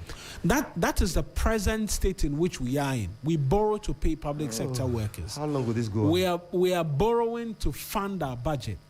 And so that problem exists to start off with. And so 5 billion is not readily available that we can dip our hands into and begin to deal with flooding in the capital. But when monies are available, like funding is made available, like in the case of the World Bank, making as much as $350 million available, the expectation is that when used judiciously, it can help mitigate the impact. Mawuena, please read what is there, what you see there. And if you have access to Facebook, just go on the three. So originally, we agreed $200 million in 2019. By 2020, when COVID came about, we had to see $65 million of that to COVID response. The World Bank, being magnanimous, said they approved additional 150, which we see as well in that 2014. It's a repetition. So 135 and 150 now gives you 185, 285. No, 285. No, in all it's $350 million. Yes. Okay. In all it's $350 million. And per what was agreed by 2027, which is next year. No, don't look at the parliamentary approval. The parliamentary approval is pretty much what was approved from that World Bank financing. And so don't look at it separately. I should look at it separately. Okay, right. Don't look at it separately. Thank you. And so all of that, by 2027, which is next year, the project was supposed to be closing and reaching its end. But the date has been extended. The date will be extended because the works have not materialized. We've not seen a lot of what. Yesterday, Mr. Isi was here. He's former NADMO communications director. He told me clearly that what was supposed to have been done was storm drains created and affecting persons who were living along those areas. Politicians looked at votes and said, oh, give the money to the assembly so that they will use it to develop or they'll use it to deal with the issue in their own municipalities. And he told me, I'm not the one saying it. I heard him. He said he didn't understand it and he disagreed with it because that is not the intent of this money, of this project. But nearing votes, what have you? And so we find convenient ways to use money and all of that. There's a special conversation I would have with you on why not everybody is supposed to vote in Ghana. Oh, I beg you. That's it. No, so there's a conversation we'll talk about this. Democracy is not about everybody voting. It is so flawed. The democracy that we are learning, we haven't learned it properly. Not everybody is supposed to vote. Everybody has the right to vote. No, everybody has not got the right to vote. I kid you not. Adi versus Electoral Commission. Oh, please. That is Electoral Commission. Everybody. That is what we call 18 years and above. That is what we call modus operandi. Right? There's something called modus operandi, the way things must go. And there's modus vivendi, the way things ought to go. Ought to be. Exactly. So please, let's the fact that it is democracy doesn't mean everybody must vote. So you have gone to school, you are educated. Who are you going to tell not to vote? Oh, you can restrict it. So are you telling me that looking at you and your achievement, your exposure and your experience and everything you have done, your thinking abilities, you decide to vote for him? Then me, the drunkard, the terrible guy in the neighborhood, the useless guy, would also come and vote to nullify your vote. What makes you think that the educated person, which I am, and my choice of vote is correct? So there is because if we want to talk about some of the people who've done the country in the most, it's the educated person. There's something called requirement. You see, it's you. Because then I'll vote for someone I know because I'll benefit something. Yes. My point is that, hold on. The point is that before somebody says that I am going to vote, what are you protecting? What do you have to protect? What is your level of exposure? And what I'll use to finally battle this argument to make we'll is have that it.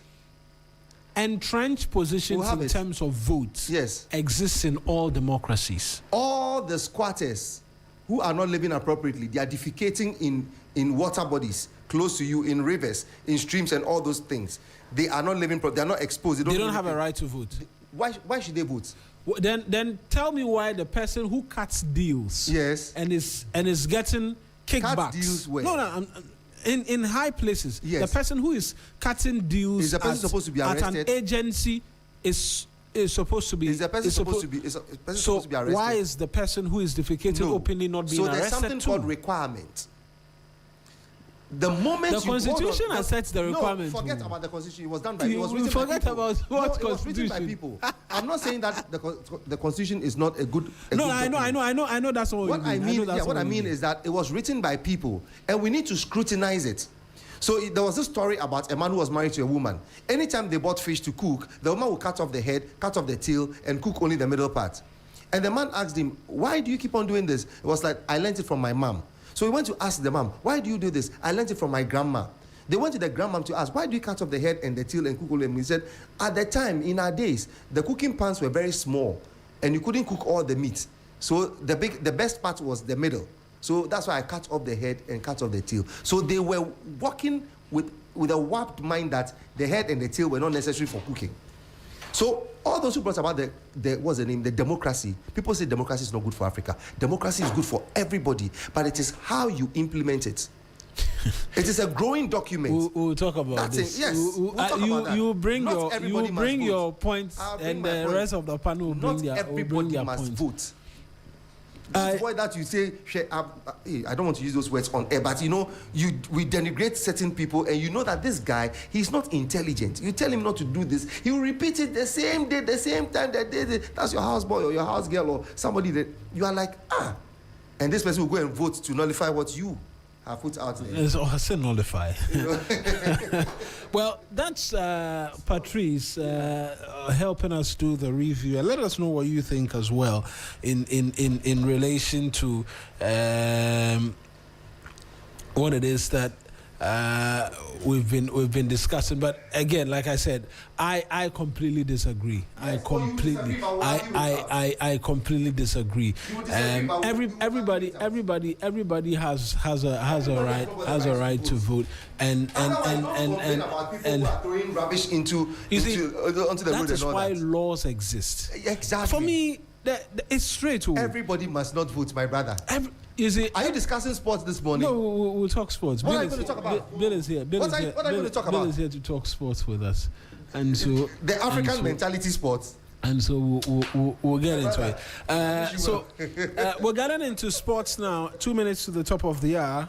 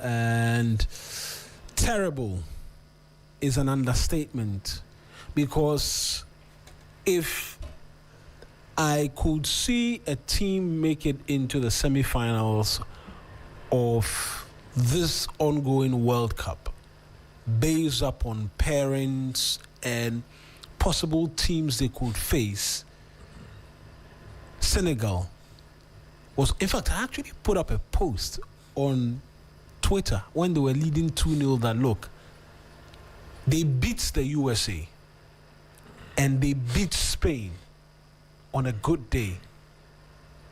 They are in the semi-finals. I wasn't actually saying on a good day. I'm saying they will beat Spain because they actually possess that much quality to go past. And Spain has not been impressive this tournament. Yeah. They haven't been impressive. True. And so to have seen all of it collapse in 5 minutes, I cannot believe what I saw yesterday. Yeah, I'll be honest. That I cannot believe what I saw yesterday. That is a running theme with African teams at this World Cup. Let's put South Africa aside because they are no good. They've never been good, so put them aside. But Ivory Coast played so well in the first half of that their game. They were knocked out. That people would think that Ivory Coast would go through. Mentally capitulated in the second half. Same for DR Congo. Did you see that beautiful first half performance against England? They could have gone to the break with a 2-goal lead. And yet in the end, second half, England made some small changes, capitulated mentally. Senegal were leading 2-0. 2-0. Capitulated mentally. That is the running theme with our African teams. Only Morocco are playing like they are not an African team. They are playing like an actual European team. Mm-hmm. Only Morocco. Look, a lot of people have said Morocco could beat France because I see them beating. They can. I see them beating Canada with a lot of ease. Yeah. And then facing France and all of that. I was shocked at what I saw yesterday. Very. They could have been 3 goals up, Senegal. They could have been 4. Yeah. And I actually was telling someone that, because the person was asking, why is Belgium still trying to get a goal? Because they are beat. And I'm like, in football, a goal is scored in a second. Yep. They get one now, they could get another and tie the game and get it into extra time. Yep. I didn't actually finish speaking, and Lukaku got brought them back into the game with that goal. That was the 86th minute. Yeah. Before the 90th minute, 86th, Belgium had equalized.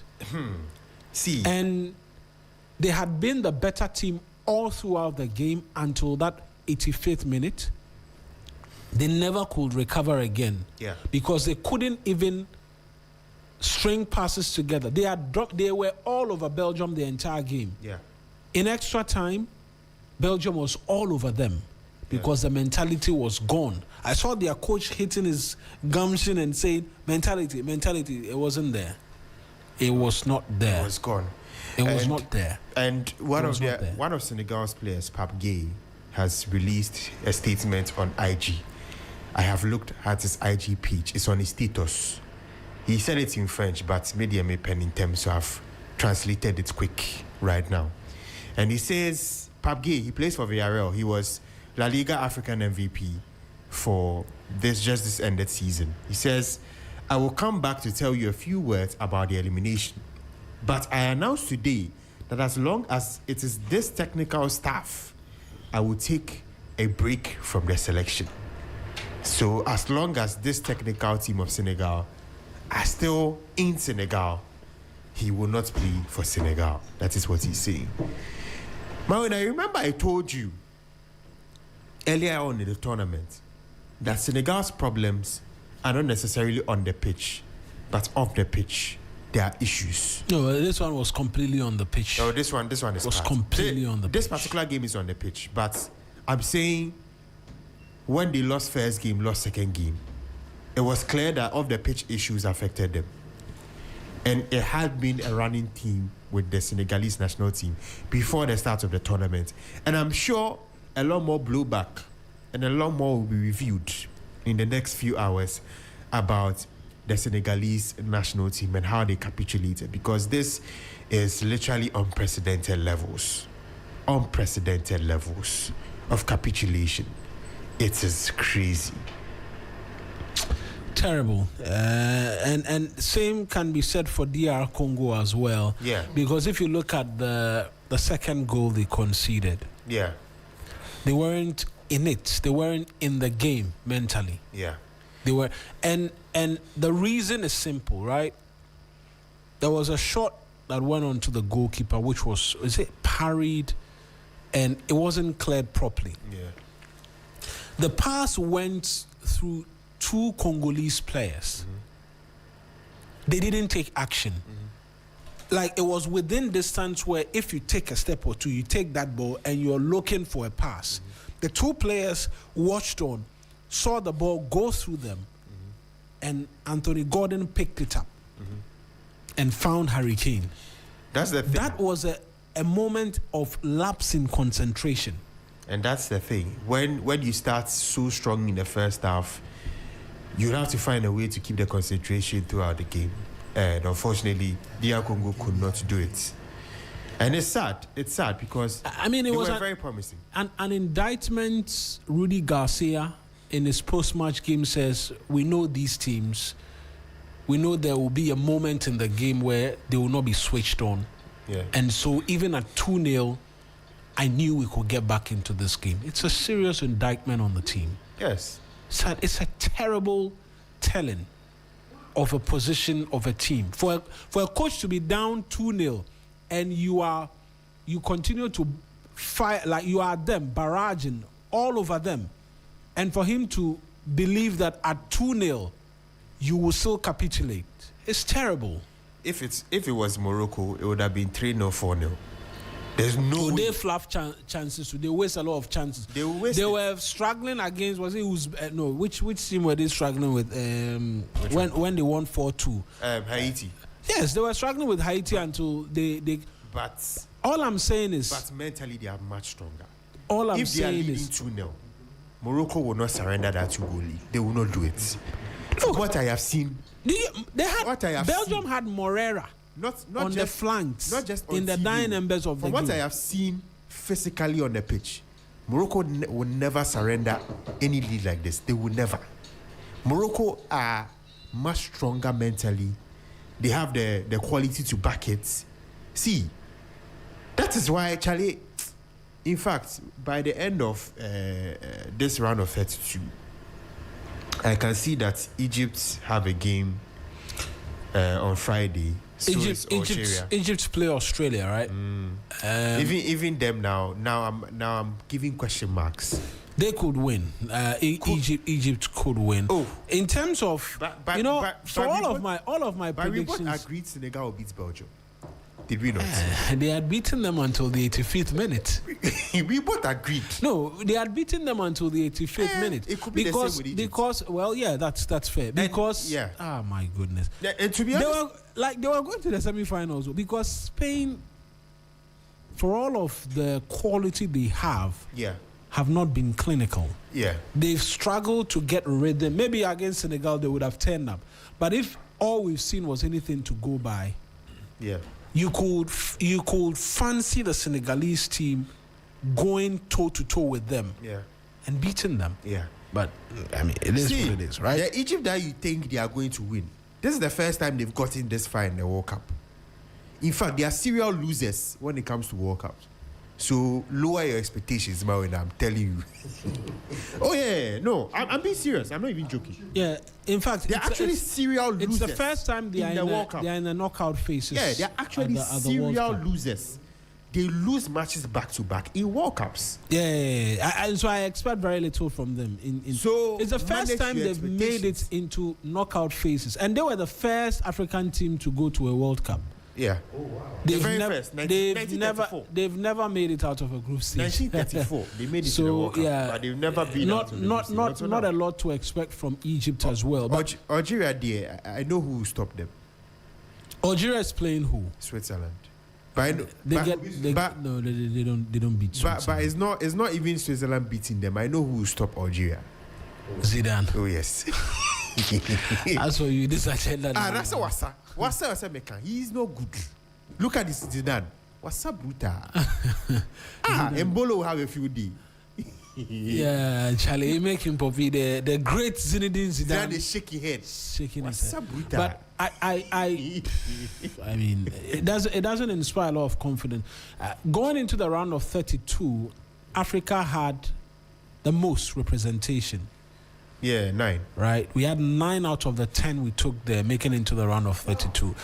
But it's been utter disgrace, one after the other. Cape Verde versus Argentina. I pray Vozinha does something for us. What didn't the Congolese goalkeeper do? It was brilliant that first half. Charlie, they let him down. The team let him down.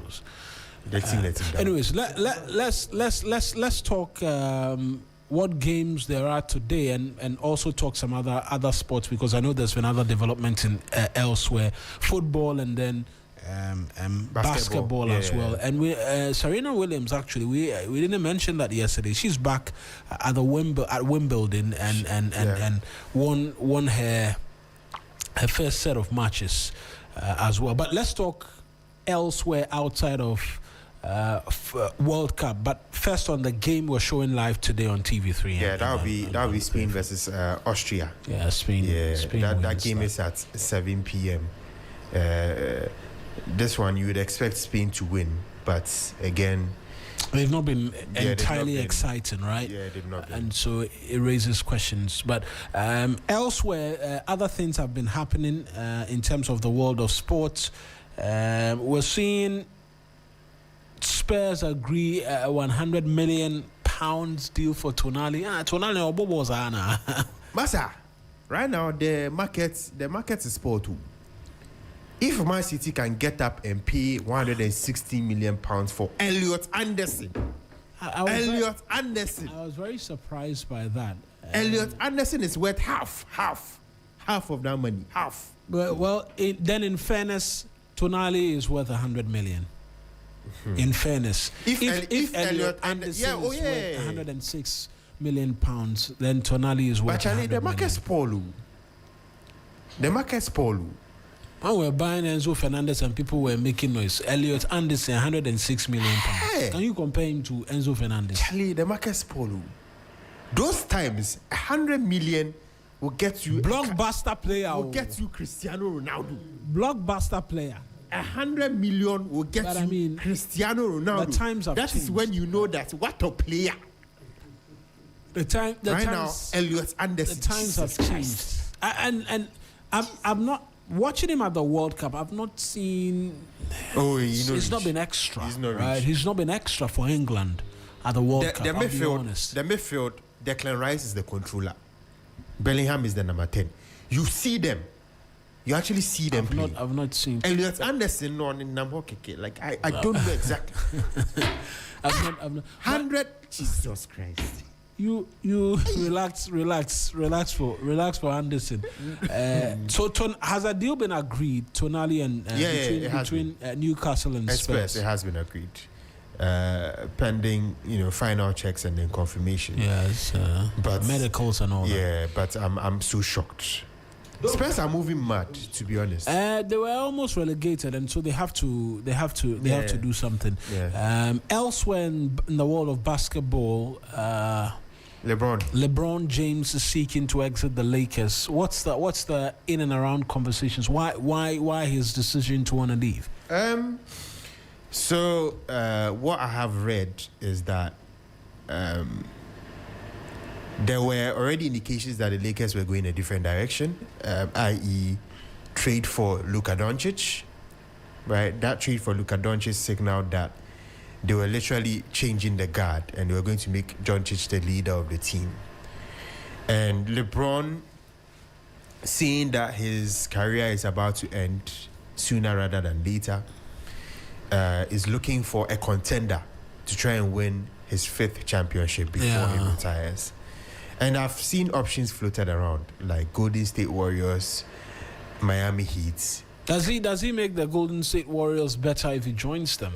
It's a question that tricky because Jimmy sure Butler is around his position. That means pieces have to be moved around. That's a thing. So it just makes it tricky. I personally feel that Cleveland, he makes them better. Cleveland Cavaliers. Yes, he makes them better. Without a shadow of a doubt. He makes them better because James Harden is there, Donovan Mitchell. Both of them are guards. LeBron is a small forward by treat. He instantly slots in. And if he decides that, if he agrees with those other two, that I will not be holding the ball too much. In fact, James Harden is the better guy when it comes to holding the ball and passing anyway. So if he tells James Harden that, James Harden, you are our primary handler, I will just shoot when you give to me, I think Cleveland Cavaliers will do damage. They'll go on. Oh yeah, they'll do damage in the Eastern Conference. And it's nice to see San because Antonio Spurs will disagree that they are good. That they go on and win a championship. The thing is, Cleveland Cavaliers are in the Eastern Conference, right? Their main rivals would have been Boston Celtics, but they have traded Jaylen Brown. They have traded Jaylen Brown to the Philadelphia 76ers. So it has made them weak. Absolutely weak. So Cleveland, if they get LeBron, they will steamroll that East Conference and easily reach the finals. Interesting. Bill, thank you very much. I'm sure tomorrow, I'm not sure I'm seeing you tomorrow, but you should come around tomorrow so that we can talk. You can call me. No, I'm not going to call you. Tomorrow you are coming here. Call me. Billy Shen, that's Billy Shen with the very latest from the world of sports, joining us as well in our conversations for you here on the 3FM Sunrise.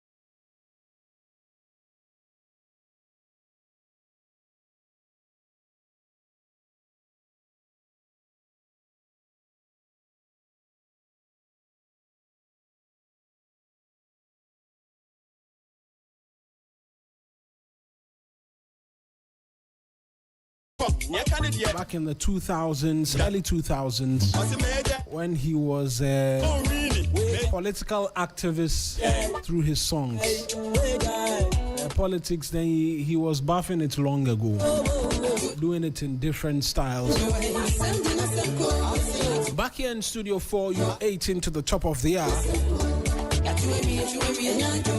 The conversations about floods and its attendant problems and challenges is one that continues to stare us all in the face. And so if you cast your eye across the different approaches and the many things which are being done to help provide a bit more in terms of relief, is dominating the conversations. But we here on the 3FM Sunrise, I've also looked at a critical aspect of it all: health. And if you recall, yesterday we began conversations as well with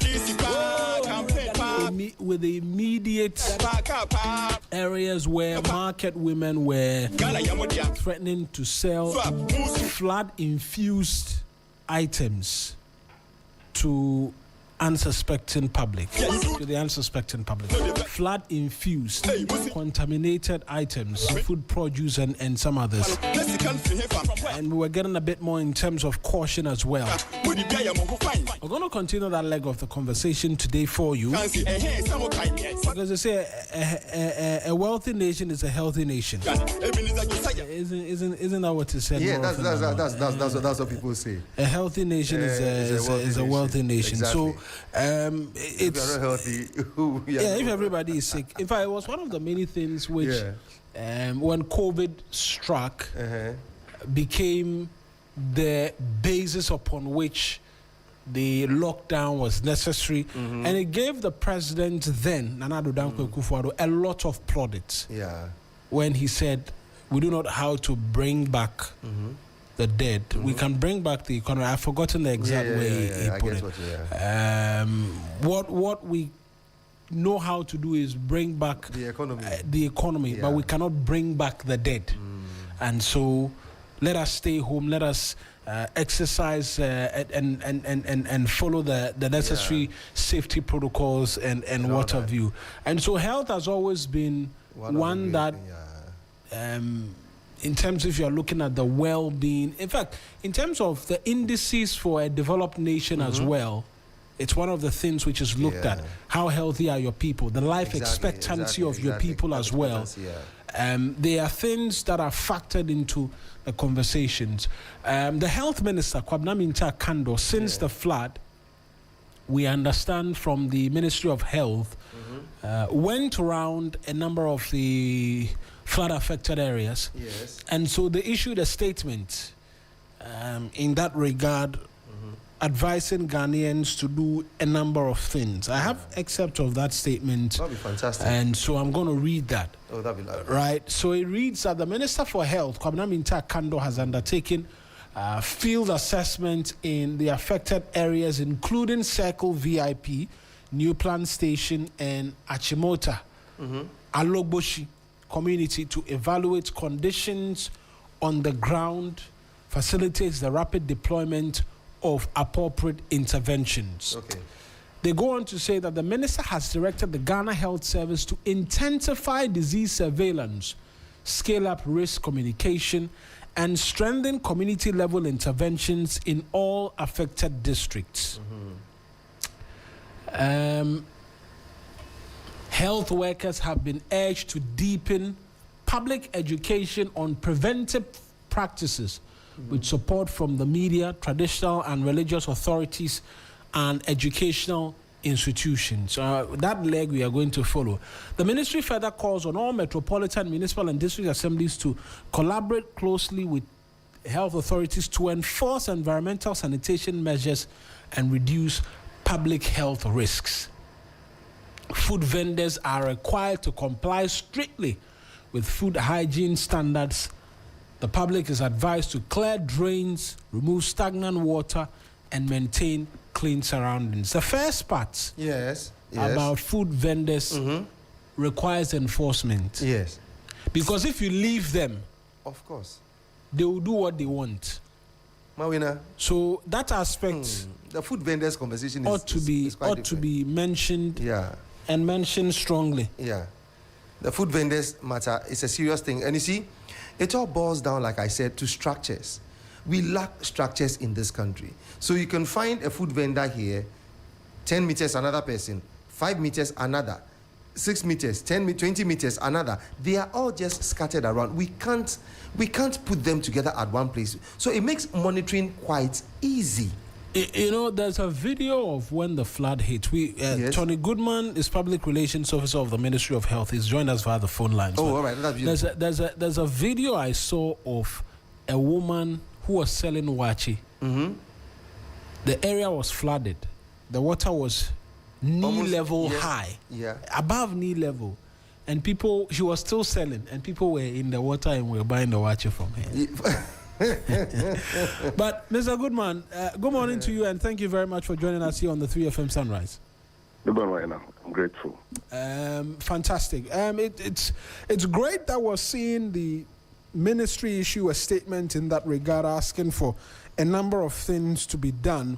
In the immediacy, do we have an understanding as to what has happened since this statement was issued, or even since the flood came about and experts or persons began to warn of possible health crisis in the offing?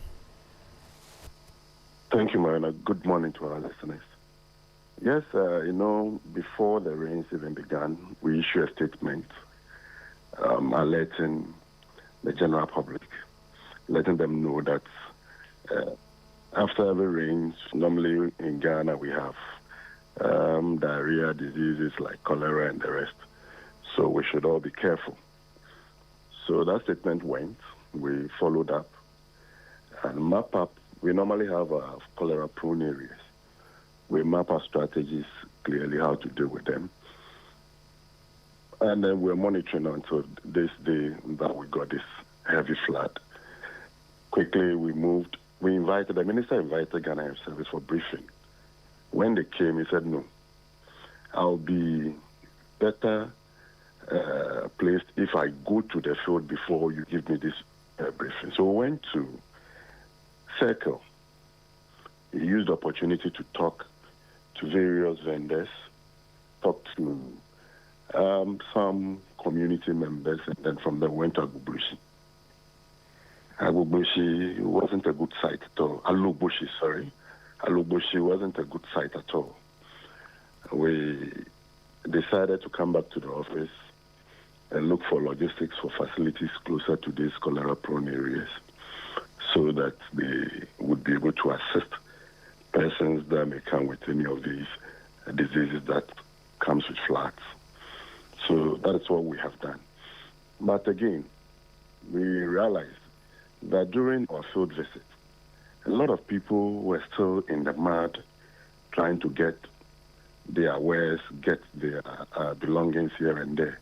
And we know that mostly diseases are associated with these practices. So we've issued that statement to caution people, let them know that we are not in normal times and they may pick diseases back home. So, Mawuena, that's what we've been doing.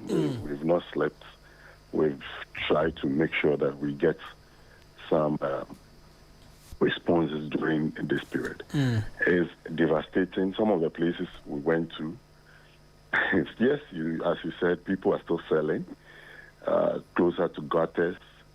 Those who were helping others to clear their homes were buying these foods around, and we realized this could cause disaster. Thankfully, our sentinel centers, various hospitals have not picked any outbreak yet. We pray and hope that we don't get to that level. Right. The prayer and hope is that we don't get to that level. And you've mentioned the bits about persons still selling. There was open threats, if I can call it that, by some market women in and around the Odona area that, look, they are going to sell their produce despite some of it being submerged in the flood waters. My colleague Armstrong was there. They were cleaning some of the food items and hoping to sell them again. We hear you on preparedness and advice and all of that, but that is a direct threat to public health. That surely will fall within the remit of the ministry and then the Ghana Health Service as well. Is there action being taken or something being done to go to markets to, I don't want to use the word confiscate, but prevent a possible sale of such produce to unsuspecting customers? Yes, so this will fall directly under the Food and Drugs Authority, the safety of foods we eat. So normally after this period, they go around. The directive the minister gives, he gives these directives to the agencies under him.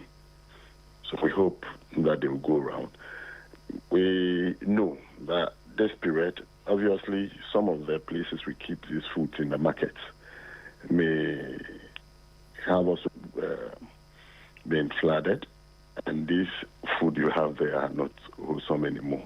It's better for us to go into the market and get them to understand what to do. But the person will ask you again, are you going to pay me and all that?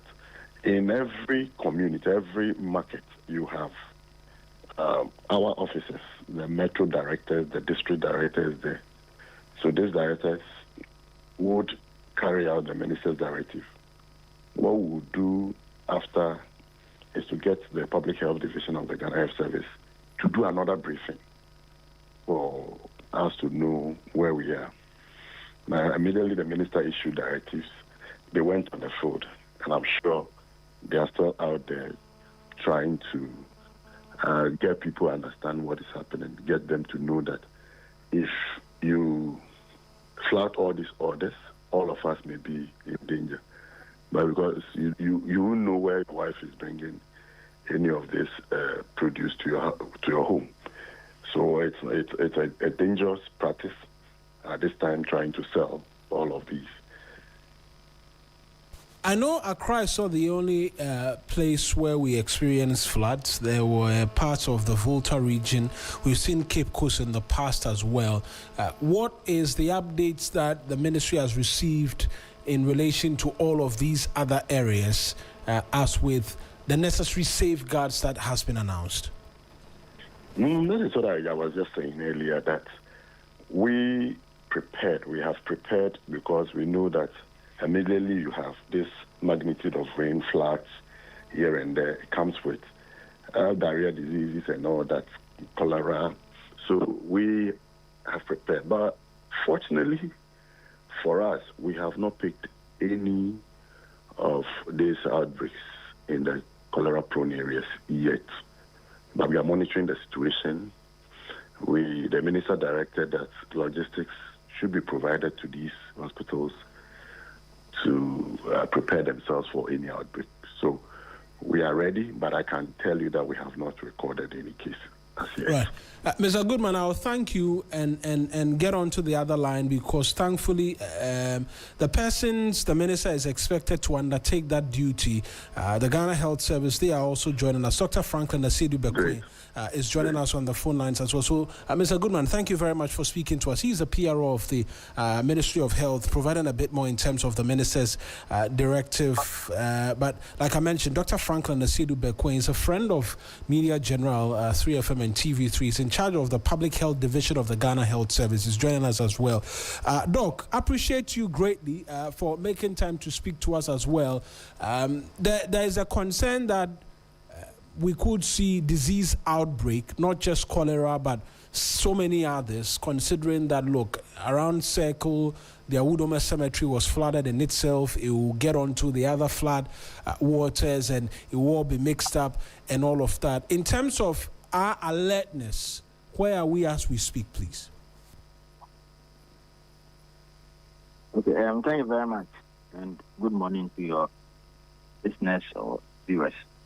Yeah, so following the flood, there are possible conditions that may occur because that the flood water is, I would say, a very contaminant source of disease. So we be having diarrhea diseases that may include cholera or typhoid. You may be having incidents of malaria cases, maybe 5 in excess of what we get. And then you may have snake bites, you may have even injuries. So those are the risks that we anticipate. So one of the things that we do, or we have been doing, to make sure that we heighten our surveillance. So we have what they call the acute watery surveillance system in place, whereby you have thresholds for particular diarrhea diseases. You want to see, because clearly we are supposed to be reporting diarrhea cases, but then they shouldn't exceed a certain threshold for you to cause an alarm. And then we're also looking at our lab systems. So if people come in the facility with diarrhea, that may lead to dehydration, that may meet our criteria for cholera, then we are testing them for cholera.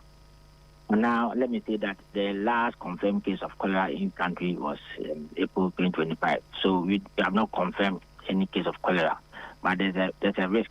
So we are looking at it. And I think that we need to communicate to Ghanaians that the risk is there. And any water that you take or you are exposed now predisposes to a risk. So you need to be careful about what you eat and what you drink. So what we are saying is that make sure that any water you are taking in is treated. So it's either that has been boiled or you have aqua tablets or chlorine tablets imbibed into it. And then anything that you want to eat raw, let's say fruits or vegetables, make sure that you actually wash them and wash them well.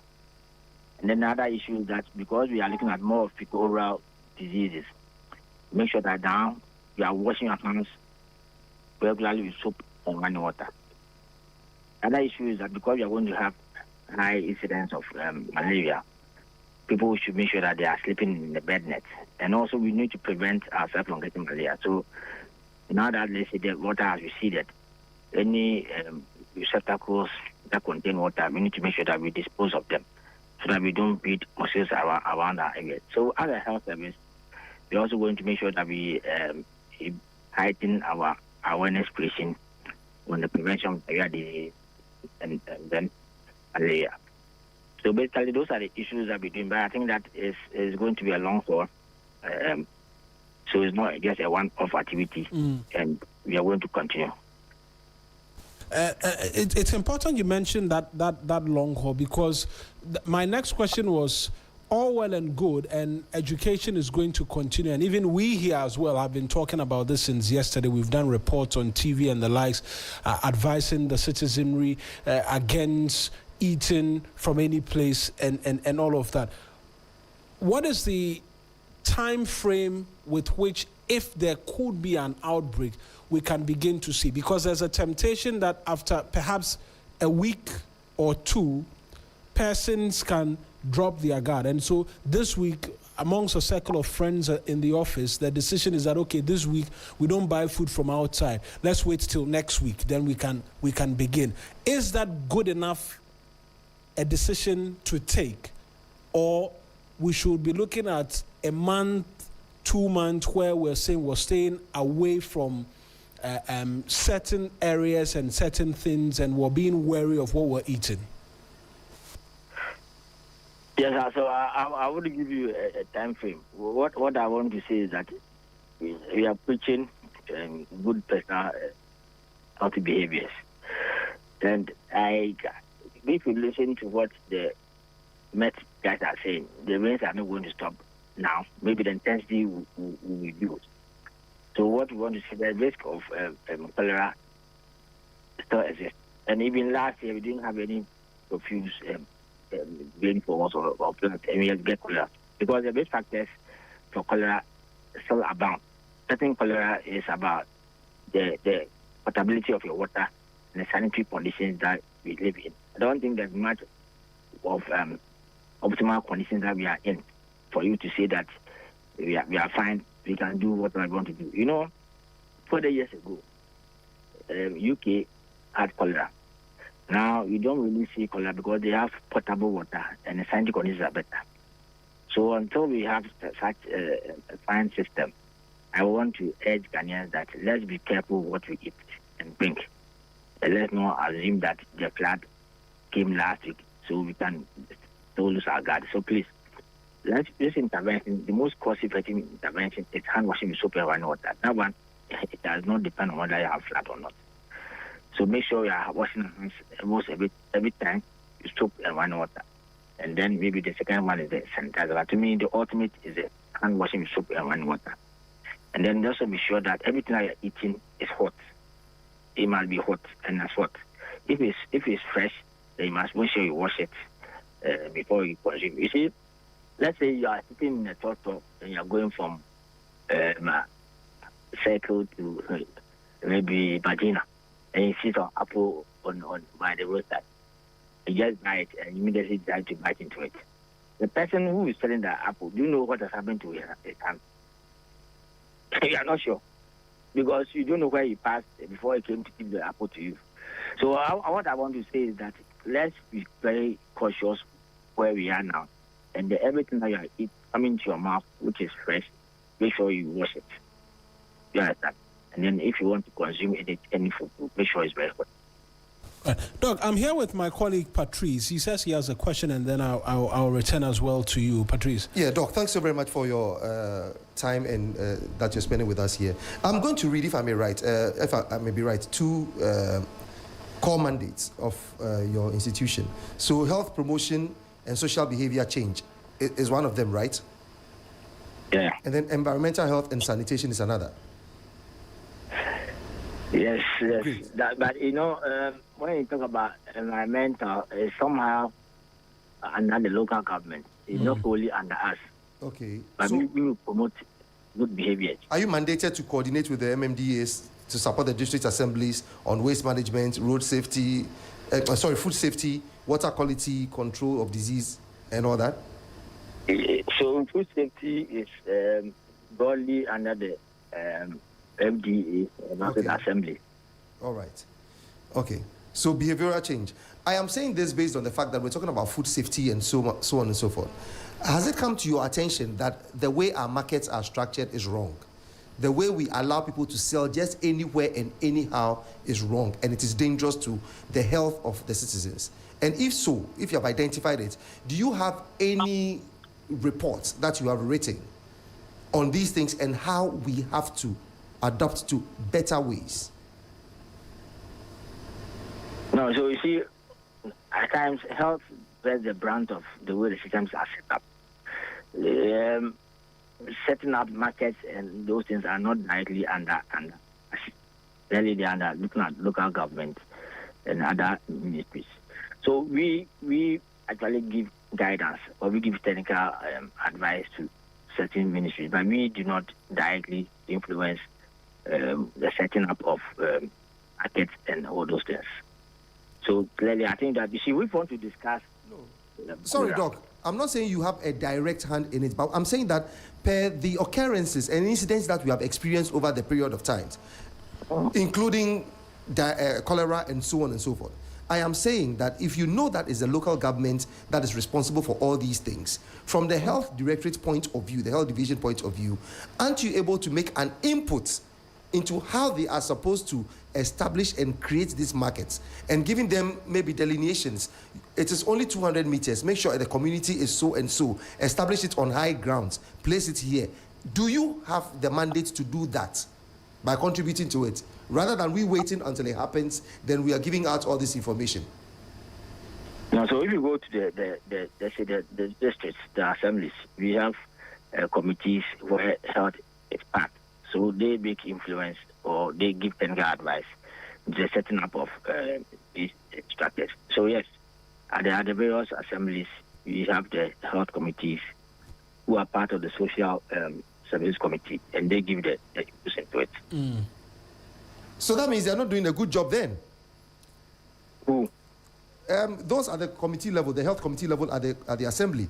Because if every now and then, whenever there is a flood, we need to come back to the public health division to say how people should handle this. So what is the challenge?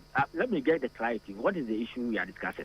To prevent all these things. So, for example, if markets are put at one place, so that we don't have food vendors scattered all across, it will be easy for communication to go to just a group or a particular location. But if we don't manage how the planning of these social enterprises, which is the markets, are done, food vendors and all these food health challenges would become a big problem for us every now and then. Yes, so you see, food vendors, some of them are being hawkers. So you see, I think that when you look at a condition like cholera, they call it challenges in social development. It's a very broad topic to discuss. See, and let me say it that because it will manifest as a disease, it becomes a burden for the health system.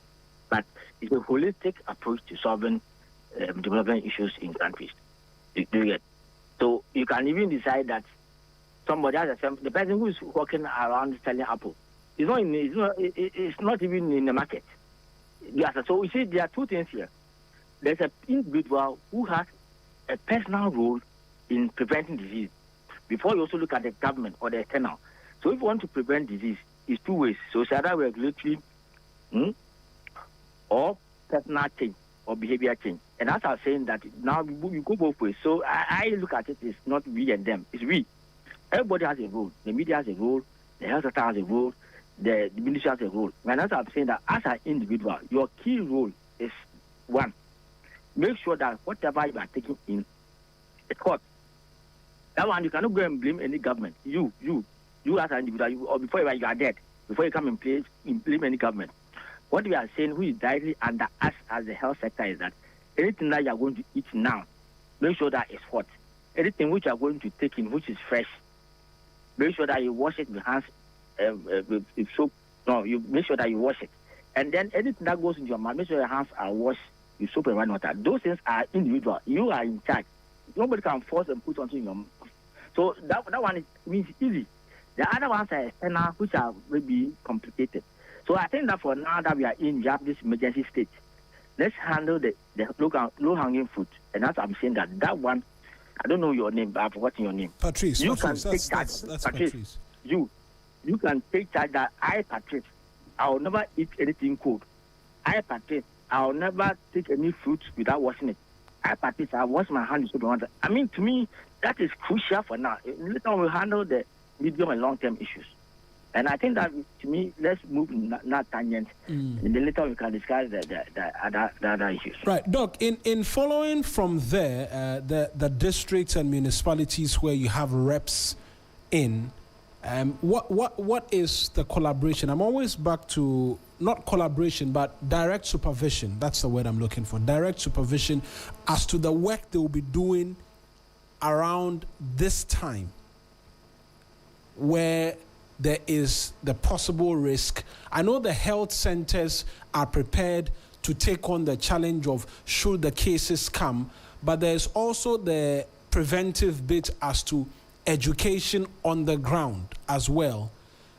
What is it like at this point in time? Because I was asking Mr. Goodman about some markets and persons, the market women telling us that, the produce they have, yes, floodwaters may have been submerged in floodwaters, but they want to sell it because they don't think anything has happened to it, amongst others. That's where the education bit will come in as well, and you have a certain supervisory role as well with colleagues within the district and municipalities.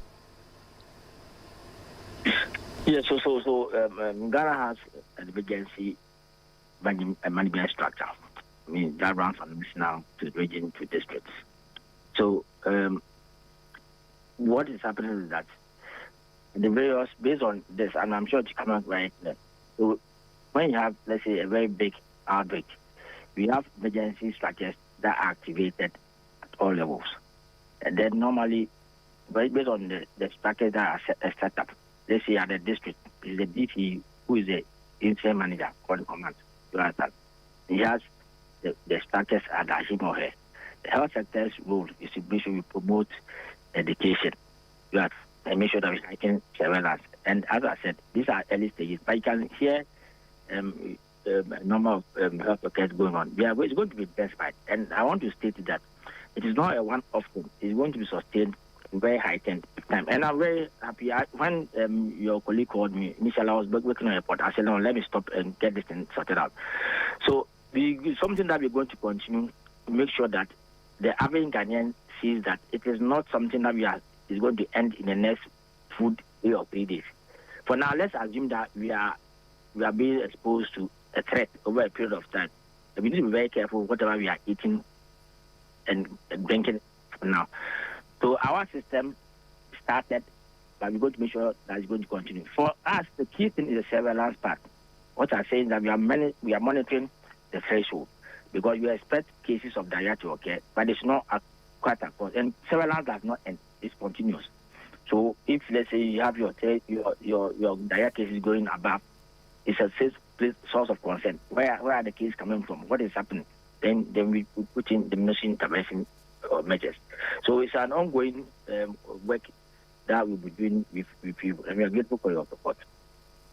Doc, we're grateful as well that you made time to speak to us. I'm sure we'll engage a bit more in the coming days and months as we continue to partner in helping provide direction as well in relation to public health. But I appreciate you for joining us, please.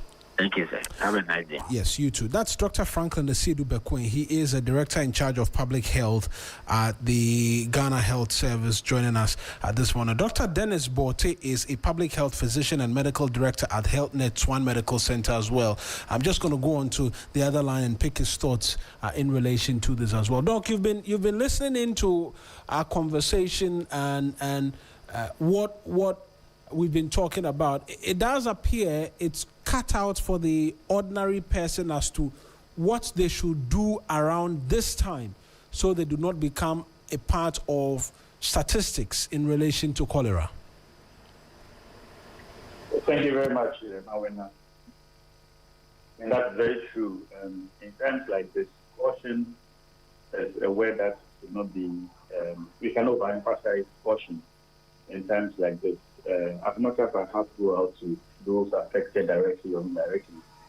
And we would also wish to state unequivocally that in times like this, subsequent to such floods and such disasters, what could be in the offering is like my senior colleagues have spoken, the propensity for diarrheal diseases to be on the rise.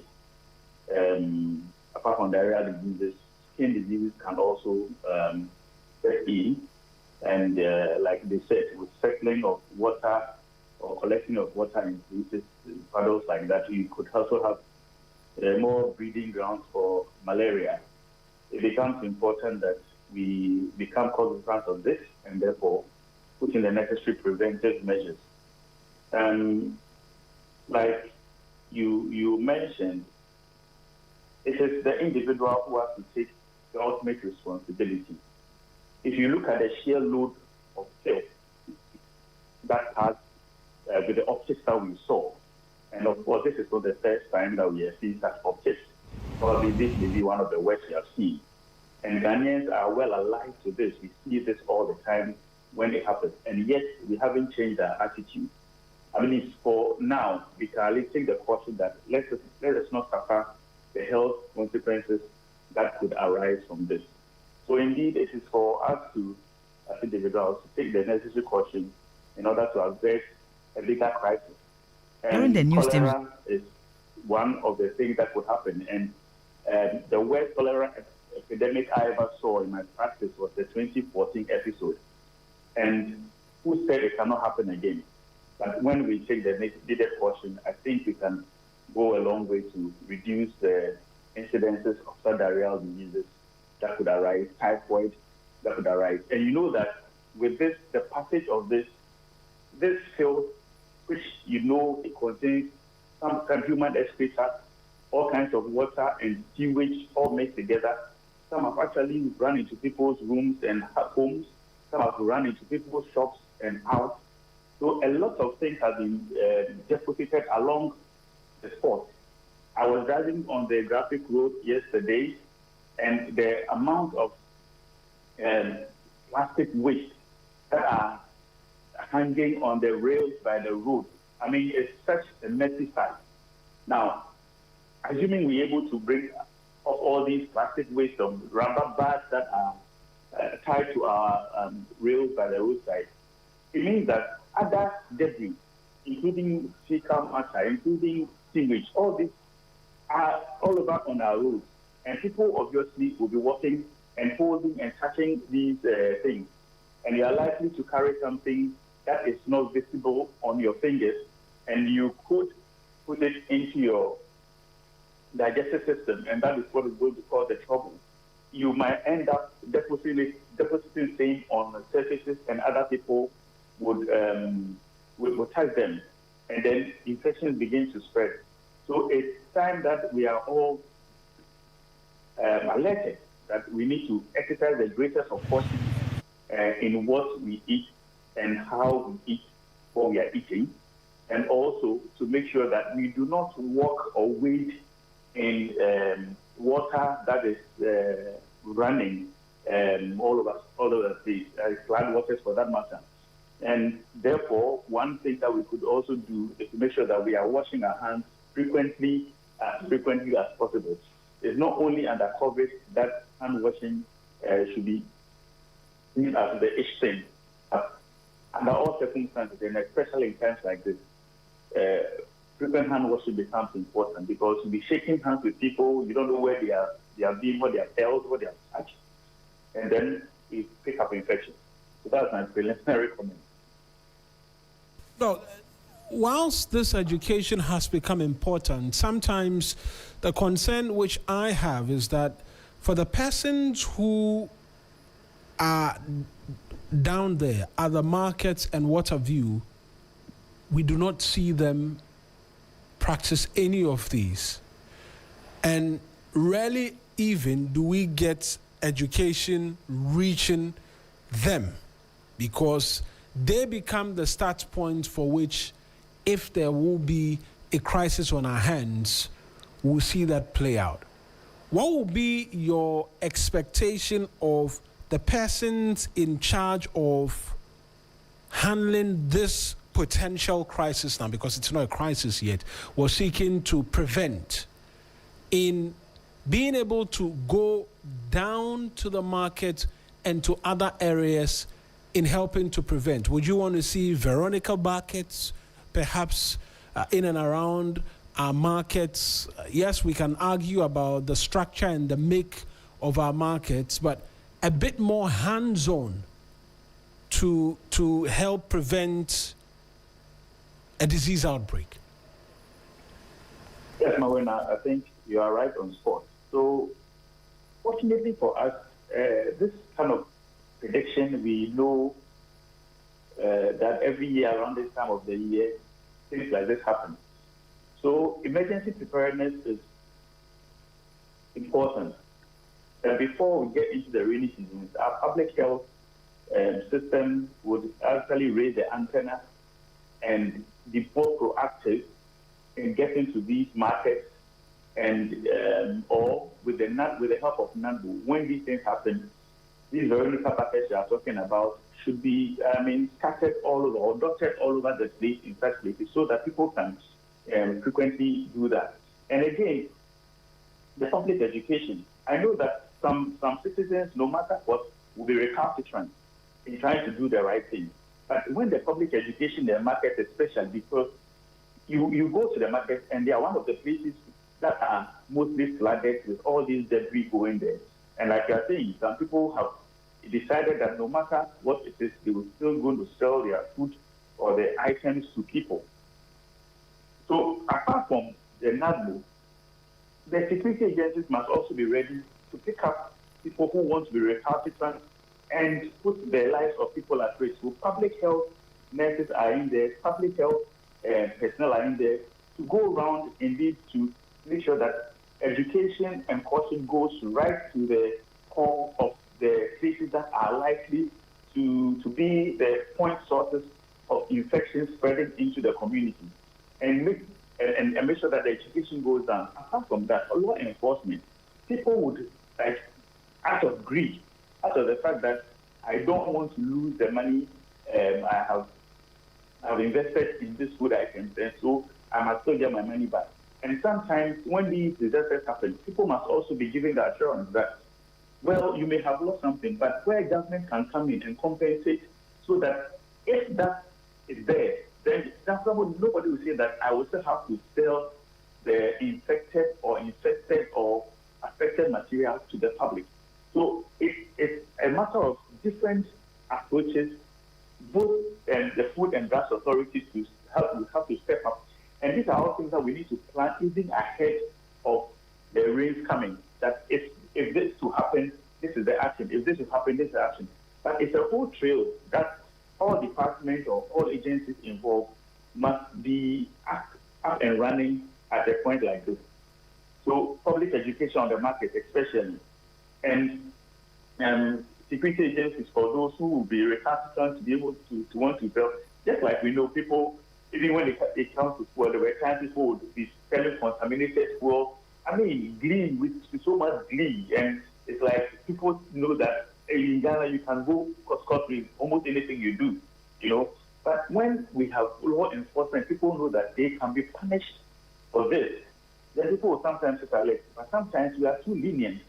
And, you know, we look at the fact that, it's a disaster. So, but irrespective, when people also have the assurance that if I do wrong, I'll punish for it, or even if there are losses, at least there's some compensation that will be, at least to help them put body and soul together for the meantime. Because it is life. Force majeure happen. And people, accidents do happen. People lose stuff. But sometimes when there's that help that will come from somewhere, it ameliorates the pain. And I think that is how we need to go. Right then, Doc. I appreciate you for joining us as well in contributing to this conversation this morning.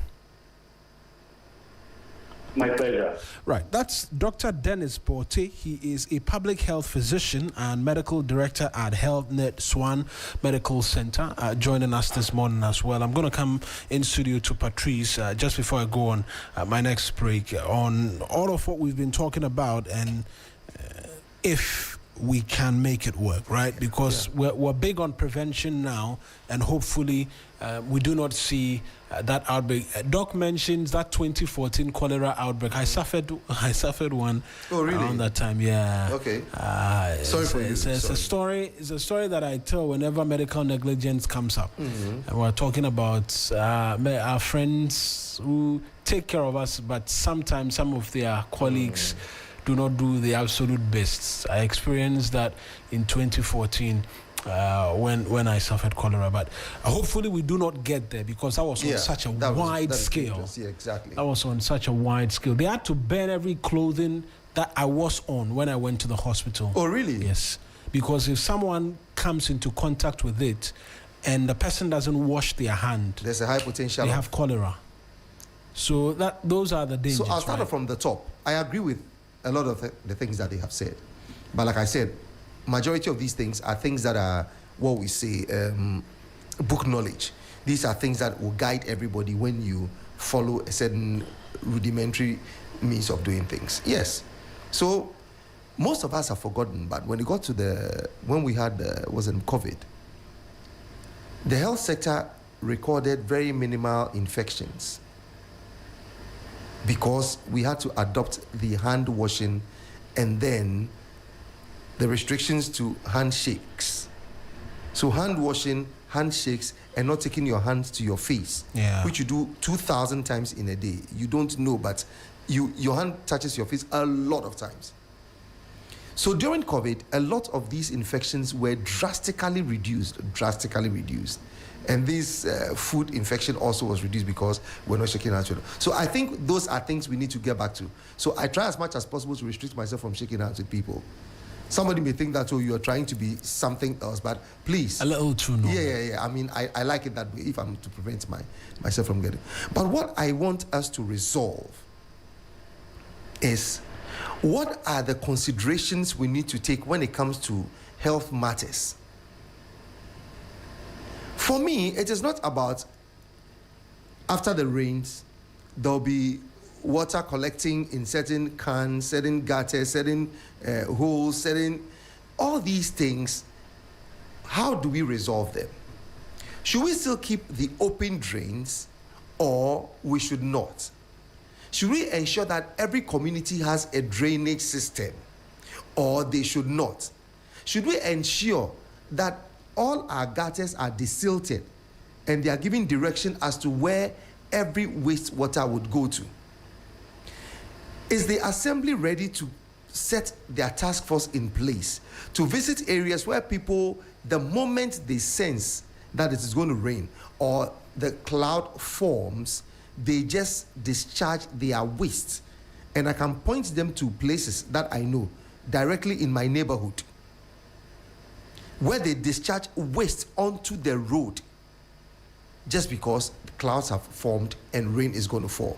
So in all these things, when the task force doesn't move from house to house to ensure that everybody is doing accordingly, you have your septic tanks, you have your, what's the name, what we call the suckerways. We have all those things. You have drainage systems that will take the water from one spot to the other and will be guided into a bigger drain that will not overflow its banks, because according to the engineering technology, what you have to do is that it is deeper, it is wider, and it is directed, and it's got the slope to go to a place.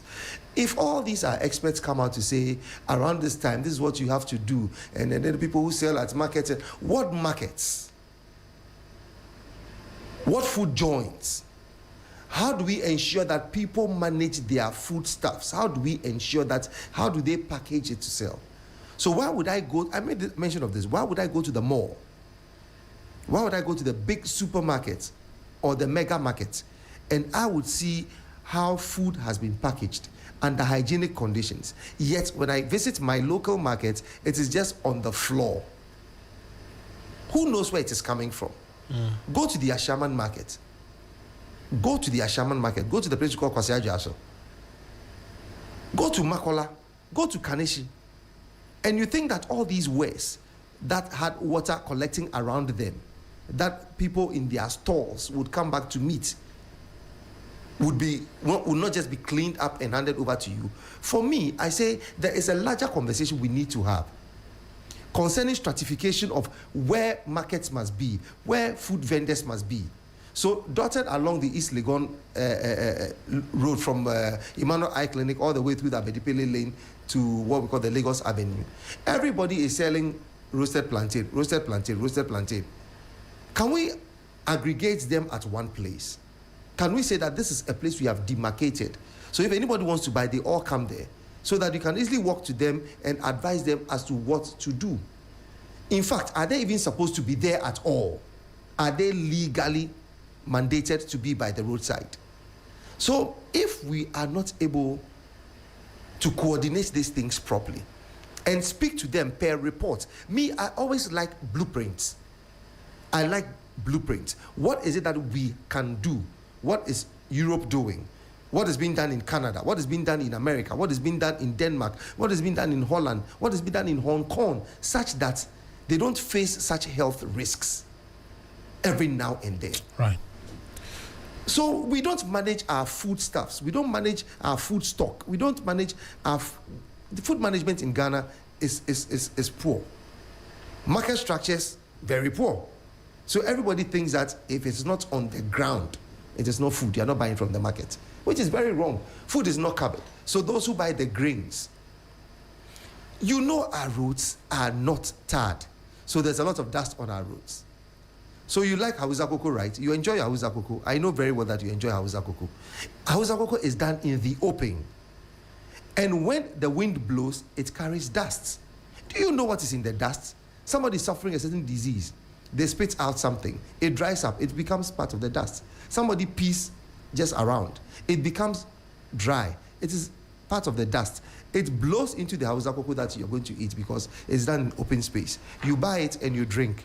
Now you start getting certain diseases and you just don't understand it. People sell wache, and what I can't stand in my life is friends, educated people, expose people who say that Wache by the Gata is the best. On that note, I'll go for this break. That's Patrice on the back of public health concerns, right? Public health concerns here on the 3FM Sunrise. When we're back, our friends with sickle cell are asking for a bit more in terms of support around this time. We'll hear from them and hear what the concerns are and see if that can be managed, right, by employers, amongst other things. Stay with us. When I wake up in the morning, I brush my teeth with Kel Charcoal Toothpaste. This gives me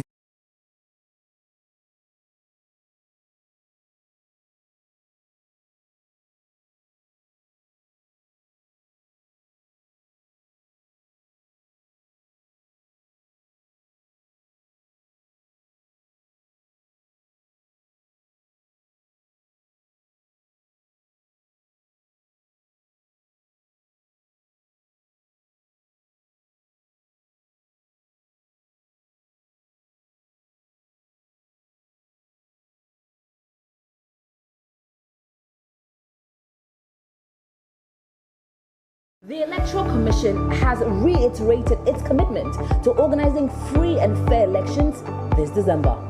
How's your week treating you? I'm here to serve you great music tidbit for your at-work listening pleasure. Rastafari, Rastafari, Rastafari. Our Father, who art in Zion, Kanamawe, Kanamawe, Kanamawe. Oh, turn it up! Come into the mountains, sight and I grandfather. It's time to drive you home in style with great music, the 411 and all your favorite songs, what's happening around town, and so much more. And in the headlines today, the two leading political parties have been addressing the public on allegations of corruption. The Black Stars coach has unveiled his squad for the upcoming games, and there are some interesting names. Pull up! The weekend is here and it's time to turn up. Get your dancing shoes on, Lego. We really do have it all. It's a premium mix of information and entertainment every single day on 3FM 92.7, your urban lifestyle radio. The Electoral Commission has reiterated its commitment to organizing free and fair elections this December. How's your week treating you? I'm here to serve you great music tidbit.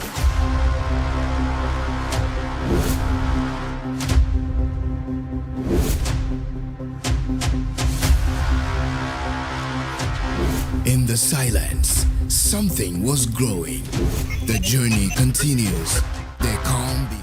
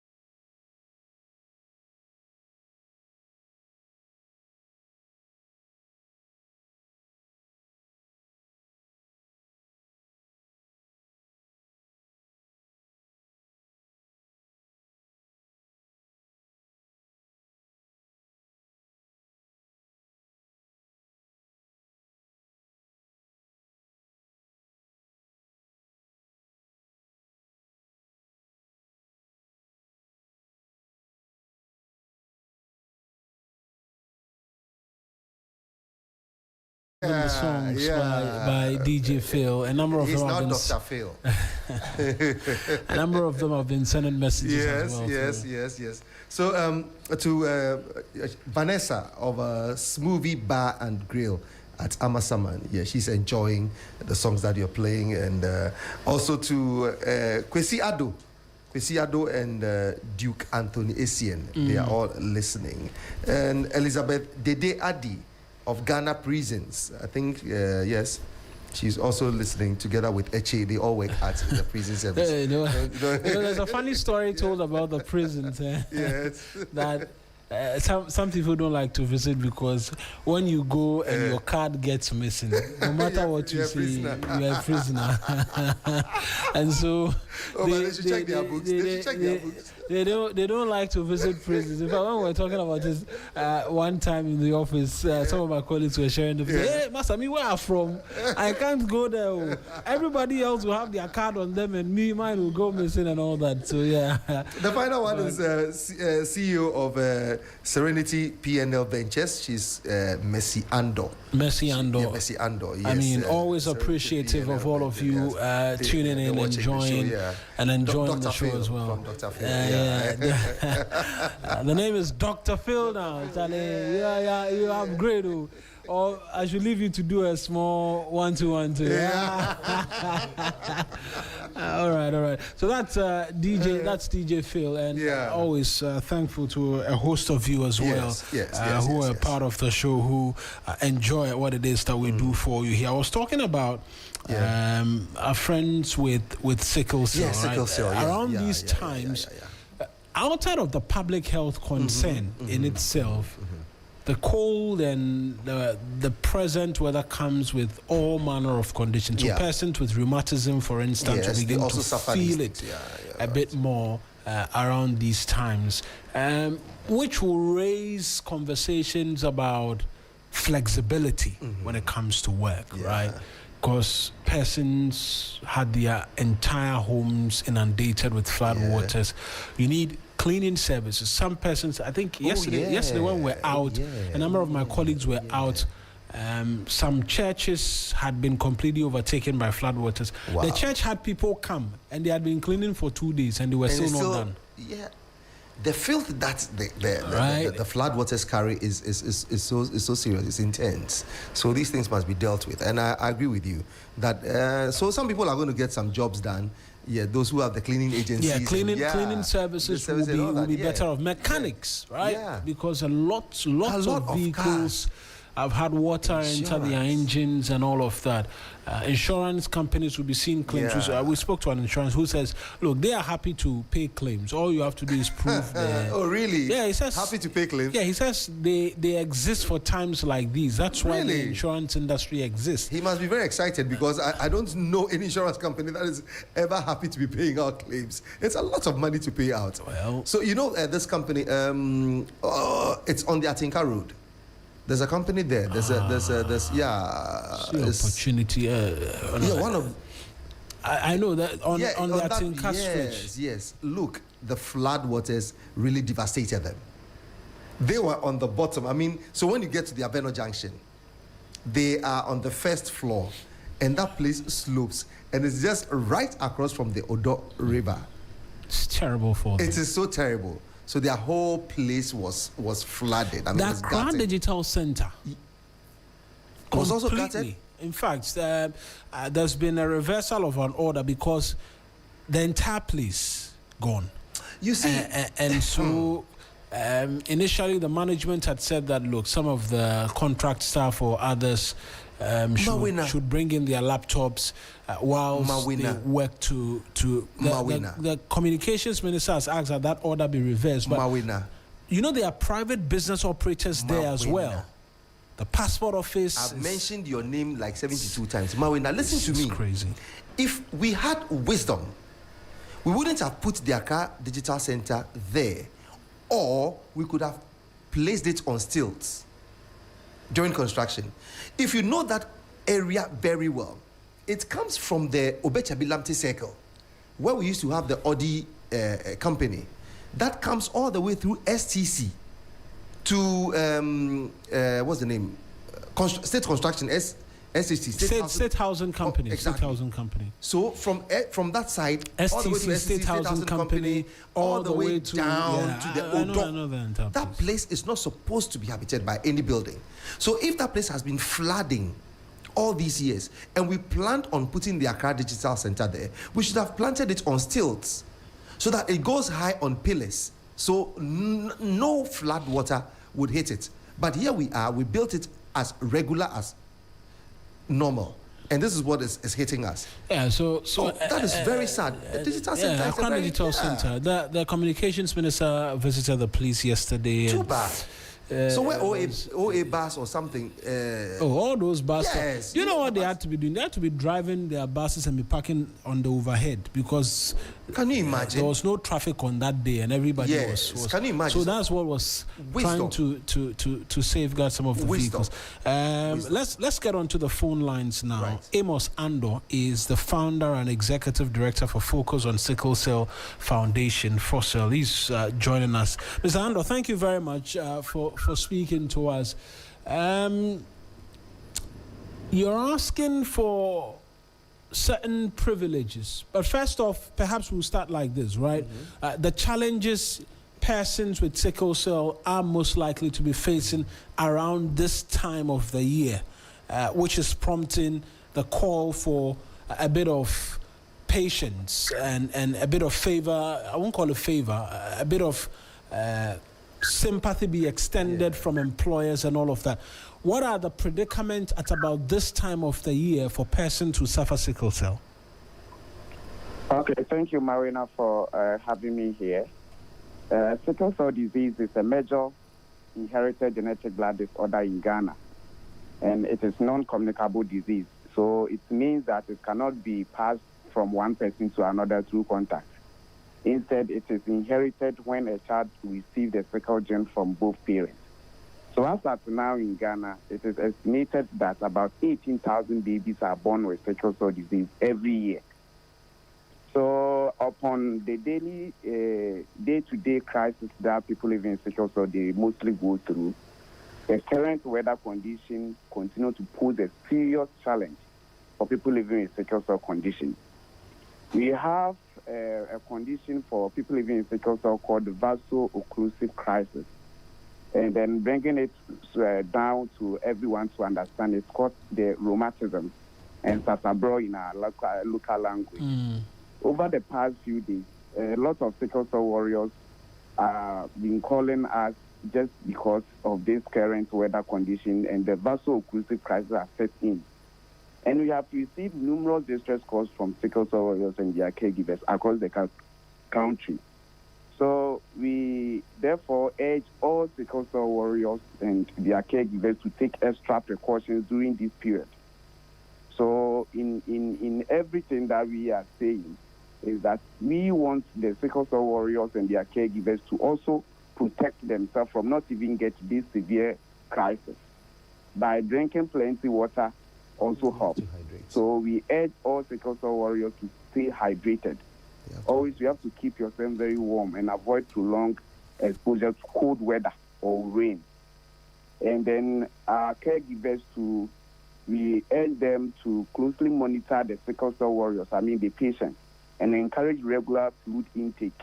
If not water, it can be soup, it can be fruit juice, anything healthy.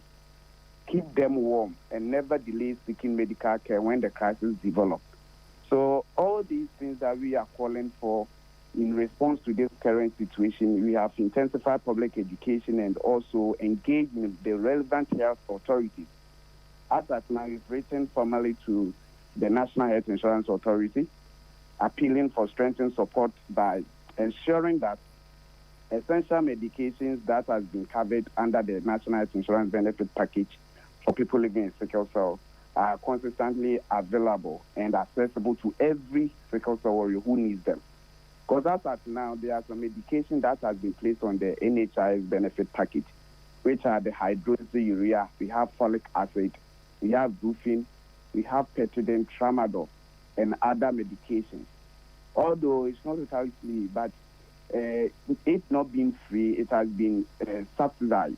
So you can get it at a low cost under the National Health Insurance Scheme Benefit Package.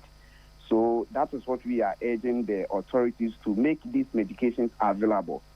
And while the NHI continues to support this initiative, we are especially urging pharmacists at our teaching regional and district hospitals to ensure that eligible patients receive medication covered under the NHIS benefit package without unnecessary out-of-pocket costs, because we are receiving some costs also that when you go to some of the hospitals, they will be telling you there's no medication, the medication that has been expected to be covered by the NHIS is not available and all that. We urge them, if it's available, they should make it more accessible for people living with sickle cell at this moment, because we really need them alive. We have also written to the Director General of Ghana Health Service, Professor Samuel Kaba, and the Chief Director of the Ministry of Health, appealing for coordinated national response to strengthen emergency care, support healthcare professionals, and ensure that sickle cell warriors receive timely, compassionate, and quality treatment during this period. Because at this point, a lot of sickle cell warriors will be having all complications, especially with the vaso-occlusive crisis, which is very sudden pain that can attack any part of the body. And it is very emergency, life-threatening, because if care is not taken, the person may even lose their life just because there's no accessible treatment, or treatment is not available on time. So this is what we are calling for, because as at now, the calls coming, the pressure the people living in sickle cell and their caregivers are giving to Full Cell Foundation shows that there is a need for us to also strengthen the support to make sure that we care for them.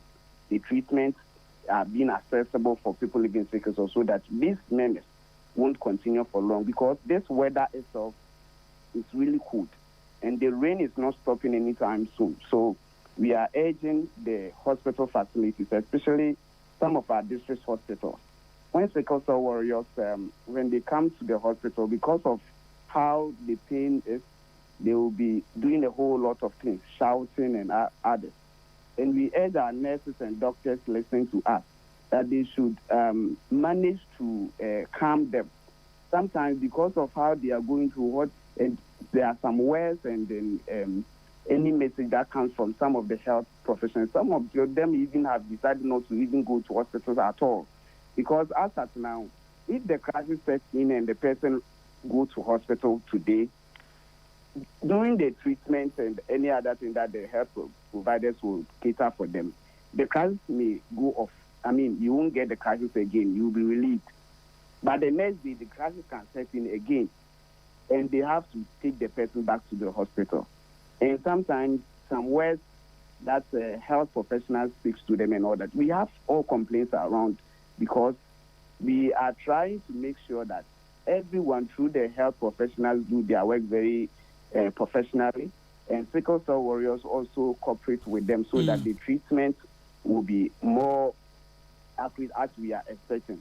And also, some of the medications has been, as I said, has been enrolled on the NHIS, and we do take it home, especially with the hydroxyurea. The hydroxyurea is not a treatment that maybe when the person gets the crisis, you have to take it or you use to treat the person. It's a medication that helps to manage not to even get the complications at all, the crisis at all.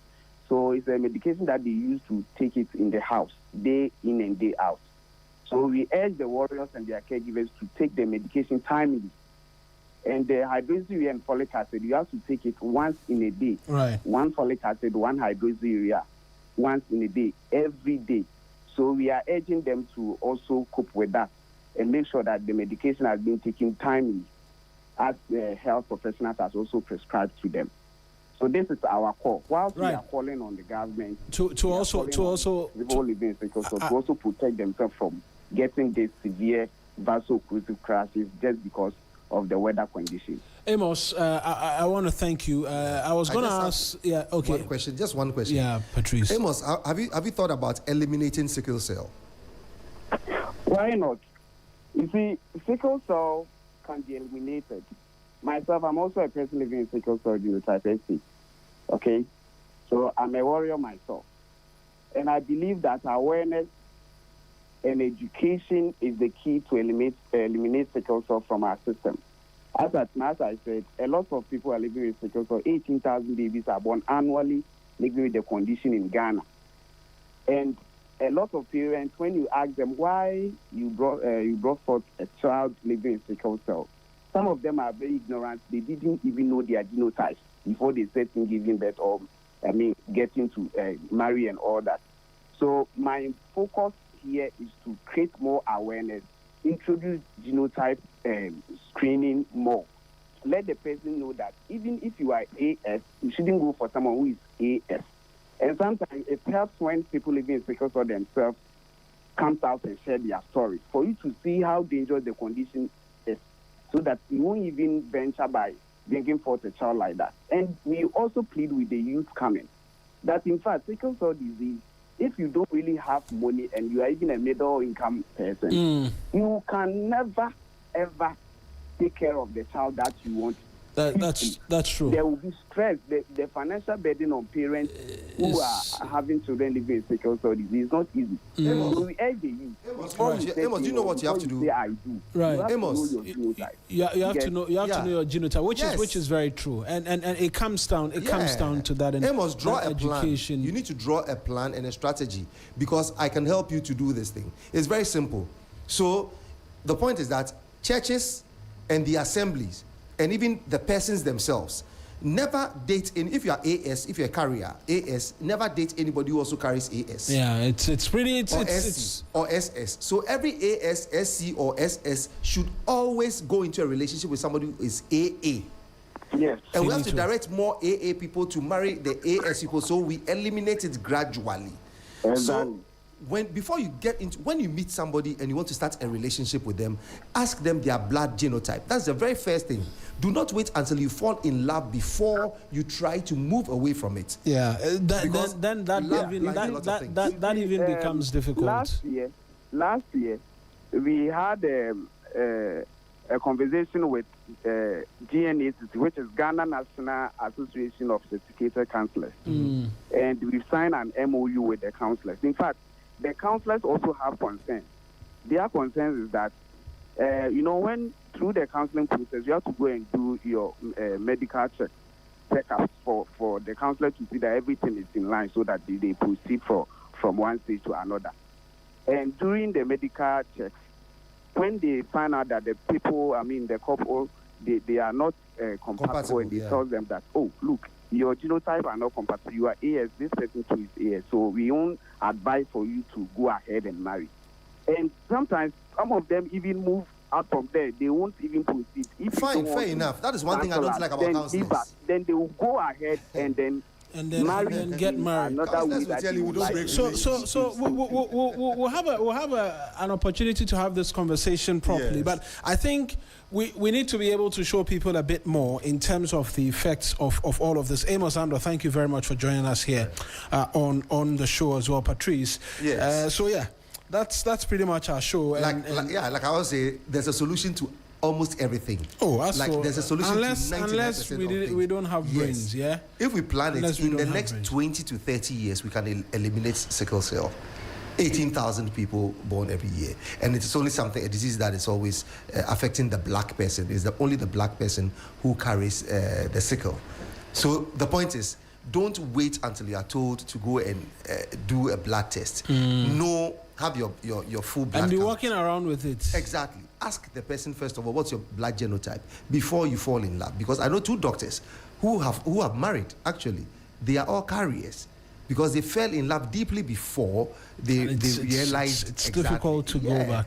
So don't fall in love. And I don't like counselors. Some counselors. It's difficult. Counselors will tell you, we don't break relationships. We only give you advice. If we don't break the relationship, how do we end up? Because these same people will come back to it complaining about what is going on in the marriage.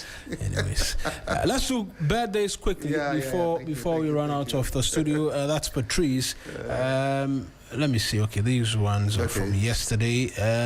This is from today.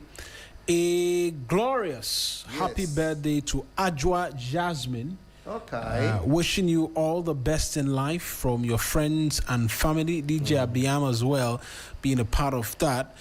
Wishing you a fantastic New Year, Jasmine. The last one I have here is a happy birthday to my biggest blessing, my most amazing wife, Mrs. Gloria Pepra. Oh, beautiful. You are loved plenty from your husband and the entire. So this is live family. on Facebook, right? Yes, this is live. So on if you want to wish somebody a happy birthday, just send it to us with the pictures and their names and everything. We'll do that. We'll post it. We'll put out a number and then we'll begin to. We'll post it we'll so begin that to you do see that. yourself on there. If you want to wish yourself a good day also, you can say it. So we start wishing people good day. So I'm wishing myself a good day today. Then you forward your picture and then we post it on Facebook. Or if you want to wish your friend a lovely day, we can easily do that for you on Facebook. Right, that's our show for you today. I'm going to leave you with this one by Wolasi, asking the question, how many times? Because in our part of the world, it's a question that is very valid, right? How many times we'll continue to see things in the manner in which we do?